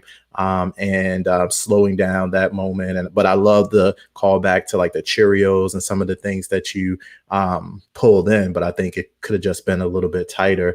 And then lastly, you know, as always, you know, just tying it back to a strong, you know, takeaway message. And so it could have been something like, you know, now that you shared your story, you could just, you know, go to the camera and say, okay, what about you? You know, who is the Thomas in your life? Who is the person, you know, that you are fighting for, or something like that. But overall, I thought it was a very powerful story, super creative. And, you know, congratulations again on delivering a great presentation. Thank you so much, Brian. We are going to move into the ninth speaker of the night. I know the speakers are sitting on the edge of their seat, but the next speaker moving forward is Ingrid Palmer. 24 years ago, I invited my ex's ex over to my place. It took a lot of patience and polite persistence, but eventually Nikki did agree to pay me a visit with her then 7-year-old son. When they arrived, my 5-year-old daughter almost immediately pulled her newfound brother off to play, and that left just the two of us. Nikki and I sat on the sofa in my living room, angled toward one another. Our initial conversations danced around the obvious, centering instead on generalities of parenting life and the differences between raising a boy versus a girl. When those conversations petered out, there was a moment of awkward and self-conscious silence. Nikki reached for one of the many photo albums on the coffee table in front of us. And as she scanned my family pictures, I took the opportunity to reflect on the purpose behind my invitation. You see, I wanted to negotiate a cordial working relationship through which our children could spend time together, grow together, and I hoped form a loving sibling bond. I knew that the only way that this could ever happen were if Nikki and I formed a partnership. The children's laughter in the background only deepened my resolve to make this a reality. But how? Women in our position usually only viewed each other as rivals. As I reflected on the best way to broach the subject, I noticed that Nikki's eyes were filling with tears. She abruptly closed the photo album and replaced it on the coffee table, admitting that seeing pictures of the father of both of our children had been triggering. I silently offered her some tissue and respectfully held the space. After a moment, Nikki opened up to me about her relationship with the man in question. Her vulnerability and unsheathed raw emotions just cut through any possible defenses and challenged me to uphold her humanity and her dignity on the same level that I placed my own. Anything less would have been an equal devaluation of my own experience as a woman. As I bore witness to Nikki's truth unfolding in my very own living room, my heart leapt towards hers. Nikki's words completely reflected my own experience of heartache and wasted love. The same demise of a dream and end to an expectation of a future as a nuclear family were all captured in her own narrative. I reached through my pain to take her hand, and as our eyes met and held, an incredible moment of female solidarity and strength occurred. Refusing to be a source of insecurity to the other, we both managed to compassionately hold each other's reality without pity or disdain. To elevate humility over ego and participate in someone feeling heard and seen was in itself an incredibly powerful form of love. Out of that moment, a bond was forged that has since surpassed friendship and blossomed into sisterhood. Today, our children don't even remember a time when they didn't know one another. When we can rise above self and move in humility, even the seemingly impossible becomes possible. The power of love can get anything done when we are vulnerable enough to let it freely flow.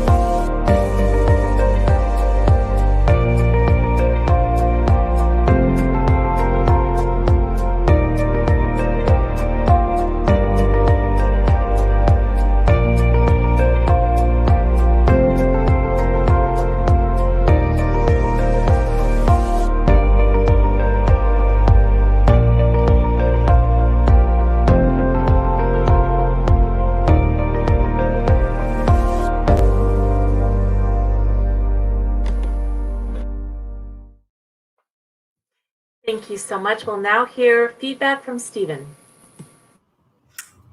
Holy smokes, Ingrid. You know, listening to you speak and the journey that you went on and creating that relationship out of nothing, you know, it struck me. It struck me of what is possible. So thank you personally for sharing that with me.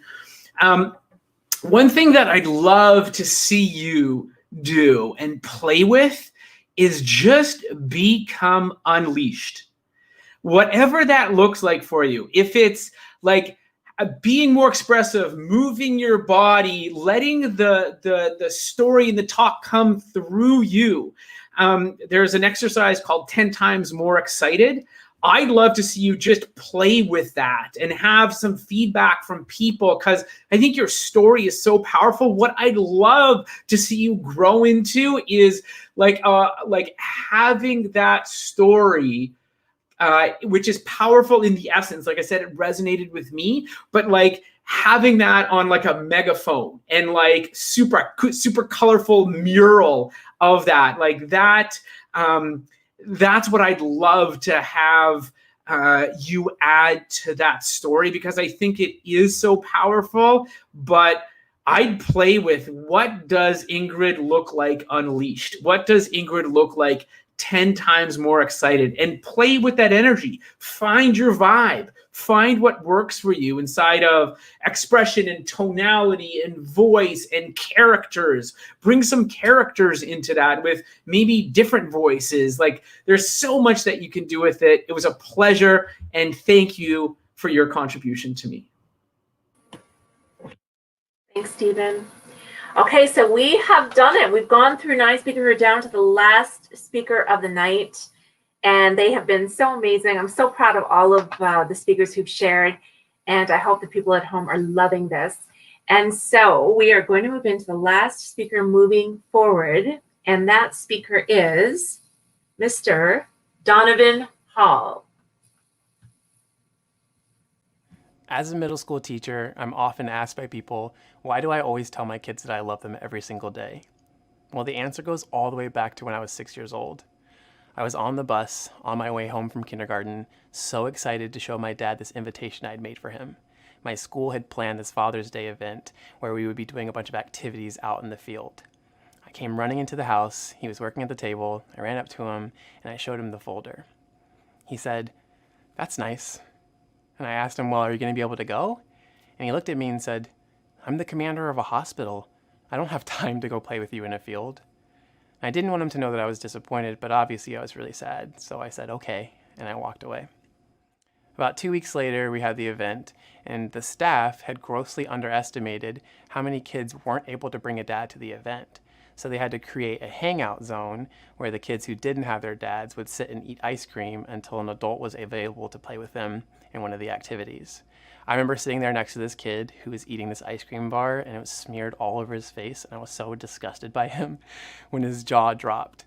And I noticed that the whole field had gotten quiet. And I looked over and I saw that this 18-passenger van had pulled up. The door slid open, and all of these soldiers in full attire came rushing out, and the last one to come was my dad with his big aviators that I loved so much. I knew immediately that he had pulled a prank on me. So I ran up to him and he picked me up and I said, "You said you couldn't come." And he looked at me and said, "I never said that. Why wouldn't I come? You made that great invitation for me." And he pulled his aviators down and he looked at me and he said, "You're my son. I love you." Now, he had planned this. The school knew that they were coming, but what's really cool about this is all the soldiers that he brought were soldiers who were stationed far away from home, and they were away from their kids. So he gave them the day off to come play at the field day event, and every single kid had an adult to play with during the activities. What's even more special about this is I found out later that my dad already knew at that point that he had leukemia, and that within a year of that event, my dad had passed away. So he had made a promise to himself that he was going to do as many things with me that he could, so I would always know that he loved me, and I would always remember how much he cared. So when I'm in my classroom and I'm with my students, I always tell them that I love them, because I want them to remember that feeling. And I never know who needs to hear it and who needs to be told that.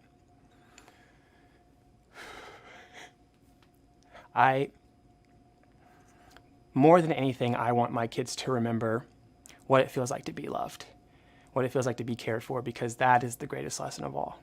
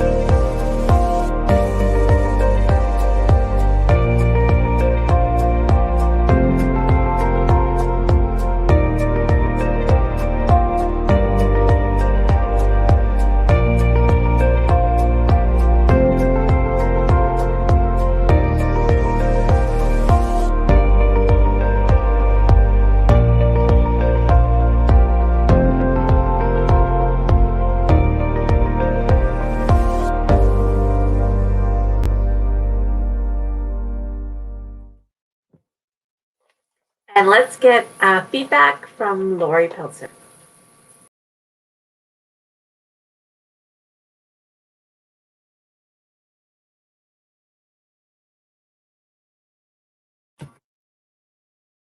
I think you're on mute, Lori. You're on mute, Lori. Am I on?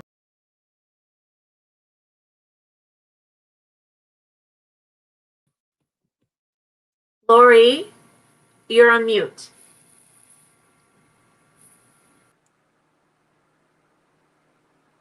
Hey, Donovan, it's Lori Pelzer. I wanted to first tell you that you look amazing on camera with that beautiful hair.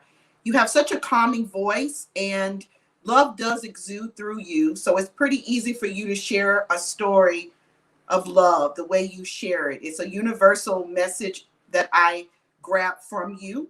And I would love to see so much more of you. I would love to hear so much more of you. There are a few stories that you can tell.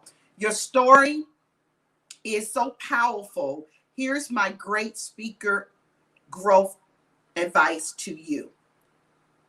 You have a hero story. That's a type of a story, Hero.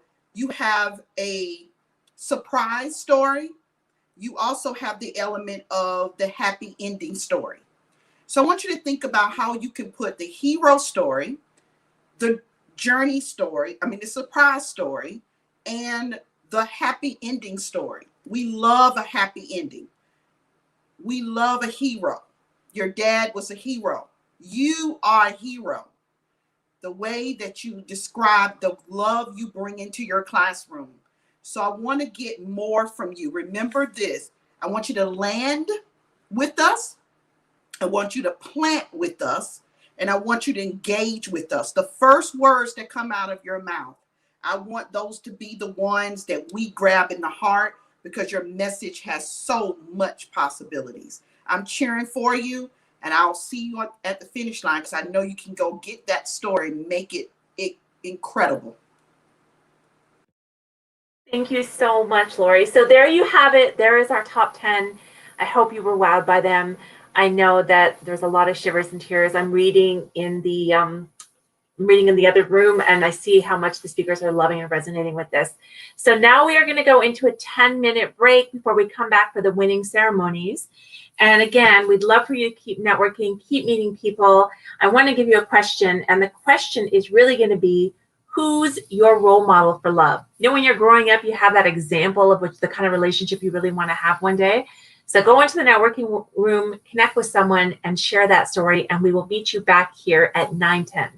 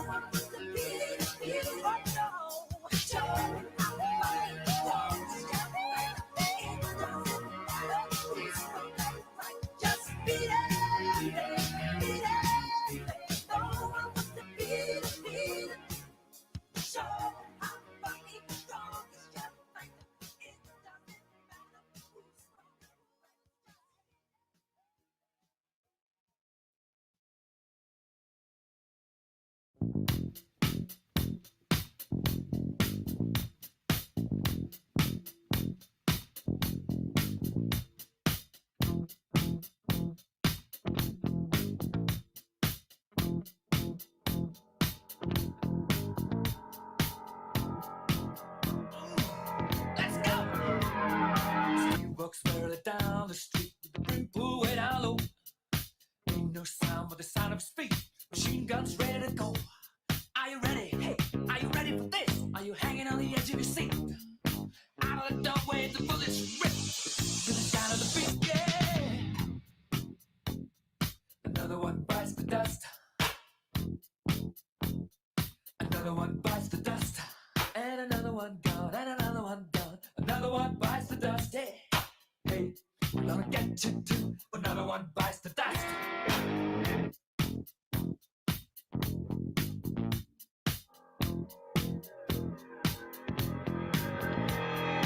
How do you think I'm gonna get along without you when you're gone? You took me for everything that I had and kicked me out of my own. Are you happy? Are you satisfied? How long can you stand the heat? And the way the bullets rip to the sound of the beat. Look out! Another one bites the dust. Another one bites the dust. And another one gone. And another one gone. Another one bites the dust. Hey, I'm gonna get you too. Another one bites the dust.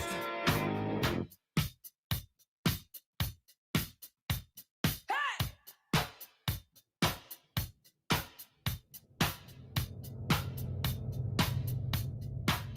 Oh, take it! Dust!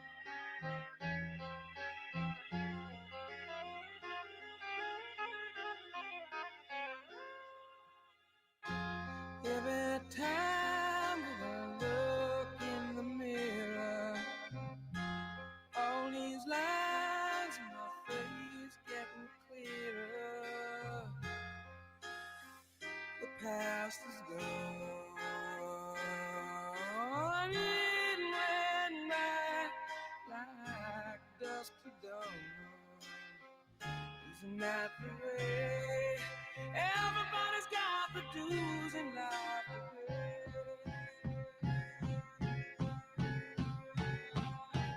Yeah, I know nobody knows where it comes and where it goes. I know everybody says you got to lose to know how to lose.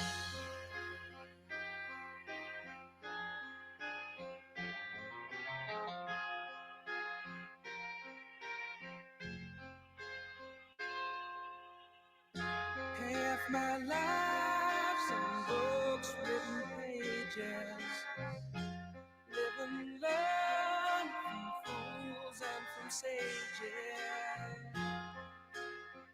You know it's true. All the things come back to you.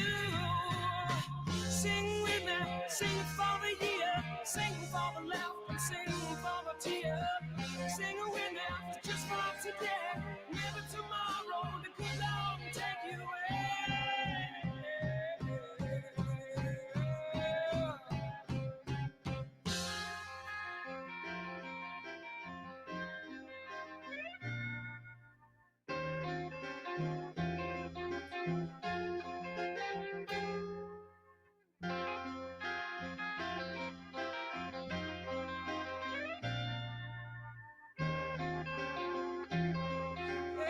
Sing with me, sing for the year, sing for the laugh and sing for the tear.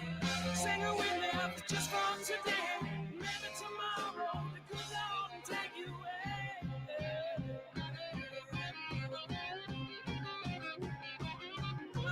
Dream on, dream on, dream on, dream yourself a dream come true.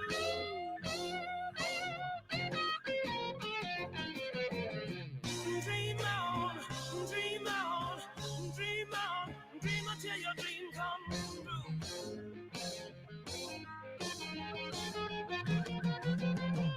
Dream on, dream on, dream on, dream on, dream on, dream on, dream on.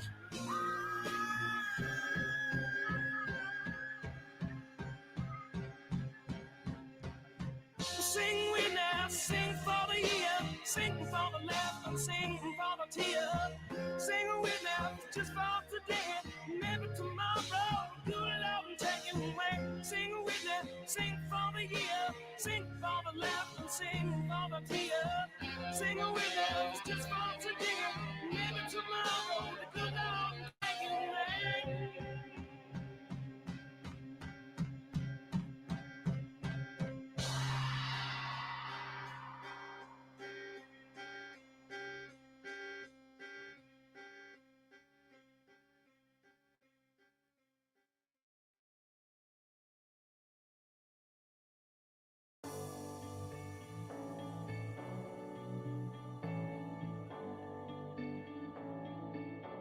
I've been reading books of old, the legends and the myths, Achilles and his gold, Hercules and his gifts, and Spider-Man's control, and Batman with his fists. And clearly I don't see myself upon that list. But she said, where'd you wanna go? How much you wanna risk?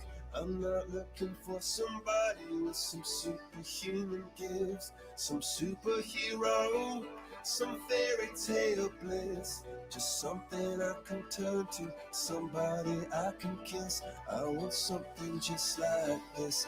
Do do do do do. Oh, I want something just like this. Do do do do. Oh, I want something just like this.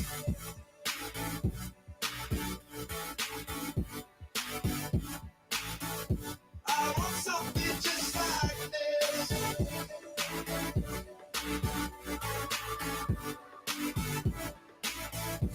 I've been reading books of old, the legends and the myths, the testaments they told, the moon and its eclipse, and Superman unrolls the suit before he lived.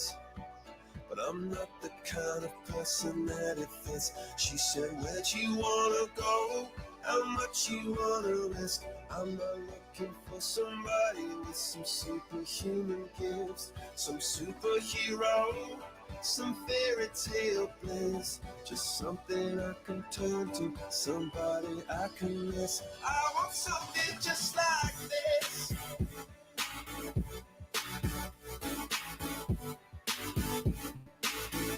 I want something just like.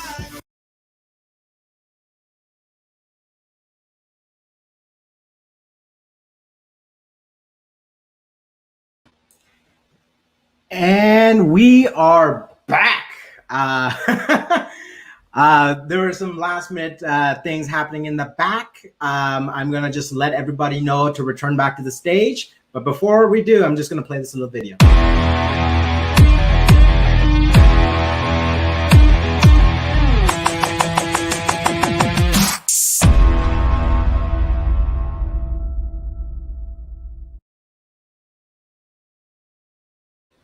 All right, everybody, welcome back.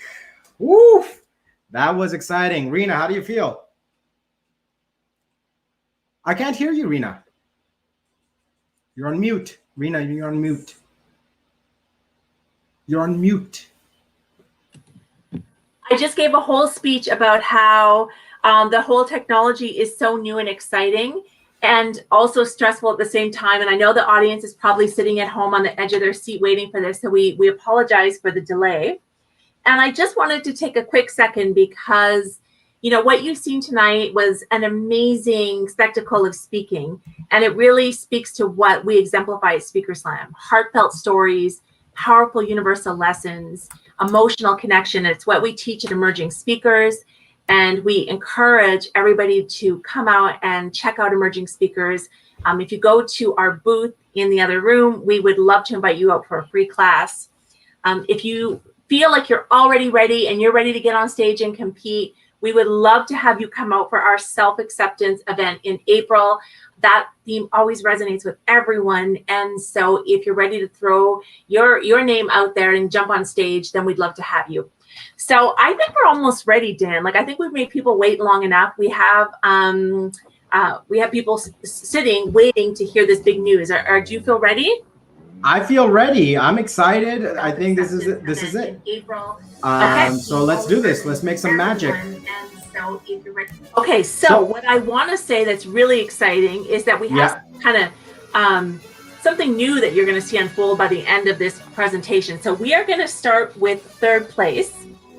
What will the third place winner win, Rena? Yeah, let's talk about what the third place winner is going to win. They are going to win a copy of Brian Old's book, the best-selling book, Speak Up, The Ultimate Guide to Dominate in the Speaking Industry. They're going to win Annie Lala's online course, The Art of Fighting, free access to her Love Dojo relationship program, and 1 hour deep dive development call with Mr. Stephen DeWitt. This is an amazing prize for our speakers who are looking to get the help that they need to take it to the next level from professional speakers. And I think we're ready to reveal the third place winner, Dan. All righty then. The third place winner is Martin Parker. Martin! Woo! Congratulations, buddy. Come on up. Welcome to the stream. Hey, Martin. How do you feel? I feel great. Third place is awesome for my first competition, and I can't wait to come back and do it again. Really enjoyed the process. I really enjoyed it. Satisfied with my speech, and I'm glad that everybody else recognized it and empathized with it. It turned a bad situation into a positive lesson for everybody else, and that was the main thing. Thank you. Martin, we are so proud of you, and you're right, for your first competition, this was a great start. And I know you were at the Grand Slam You came out to support Peter Hernandez. You fell in love with Speaker Slam. You jumped in wholehearted. You joined Emerging Speakers. You've worked 100%, and I just love to see the development. So you are, we're so proud of you. Okay, so we're ready to move on to second place, Dan. All right, second place. What will the second place winner win, Rena? Okay, well, they are going to win a one-year license to the Black Speaker Network Global Speaker Summit, Annie Lala's online course, Art of Fighting, and free access to her Love Dojo relationship program, and 2 one-hour deep dive development calls valued at $2,000 with Dr. Stephen DeWitt. Okay. All right, people. We are making some noise, and the second place winner is Donovan Hall. Donovan, come on!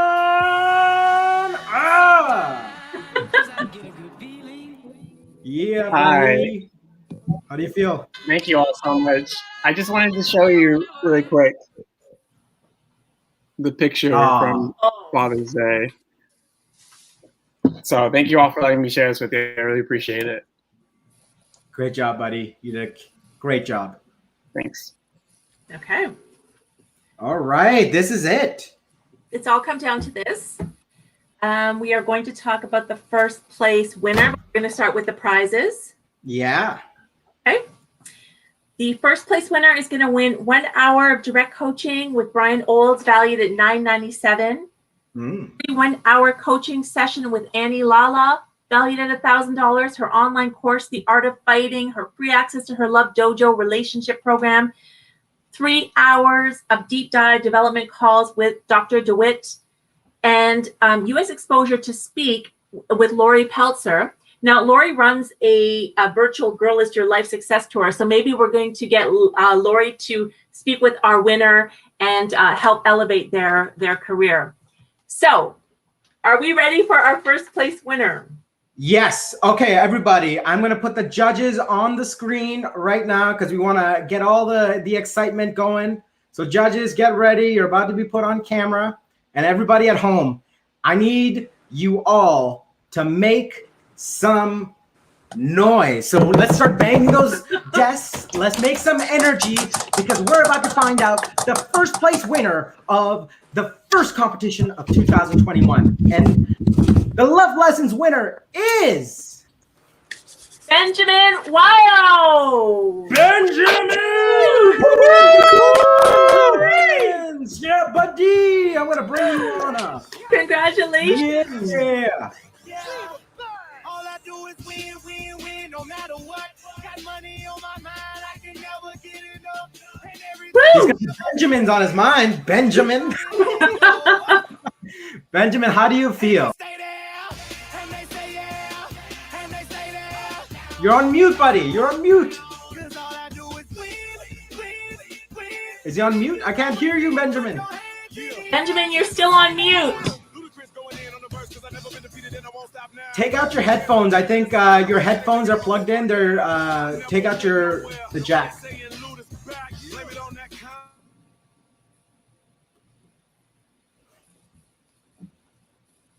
Oh no.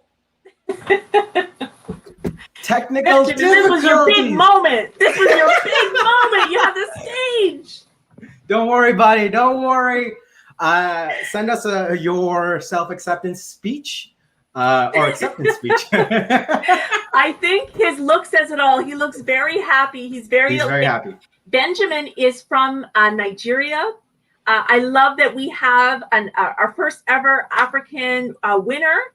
And this is one of the first times, I'm going to tell you right now, we have a very strong female demographic. We usually have almost all female winners. And I think it's so fascinating and interesting that our top 3, our Love Lessons winners, are all men. And I love to see you guys represented. And I'm really proud of you all. And Benjamin, we're going to get you to make an amazing self-acceptance speech, and we're going to post it everywhere. Yeah. Speechless. Brian Old said you were speechless. Yes. Amazing. All right, everybody. That was it. You just got to experience Speaker Slam in 2021. We are moving with the times and rebuilding our our competition, and I hope you enjoyed it. Rena? Yeah, you know what? Thank you guys all for coming out. I think the production, I mean, there's always glitches. Like Dan and I are always learning, so please forgive us for any little mistakes we make. But I love the way this turned out, and thank you all for sticking with us. I'm so proud of the winners. The speeches were beautiful, and for all of the 40 speakers who competed this month, we're super proud of you. And stick with us. This is going to be an amazing journey, an amazing year for all of our speakers. And thank you, a special shout out to the judges. Thank you so much for being here and supporting us. This couldn't have been done without you. So thank you so much. I see. I just got a message from Brian Old saying that he's also going to give Benjamin a complimentary BSN membership for 1 year. And I know Lori, I'm sure, will reach out to you, and she can do some amazing coaching calls and mentorship calls because she's a really powerful motivational speaker. So you got some amazing people in your corner, Benjamin. Again, if you are a speaker, we implore you to compete at the next competition. It is on the theme of self-acceptance. The deadline is April 11th. Remember, you are seen, you are heard, and you make a difference. Good night. Good night. Bye, all.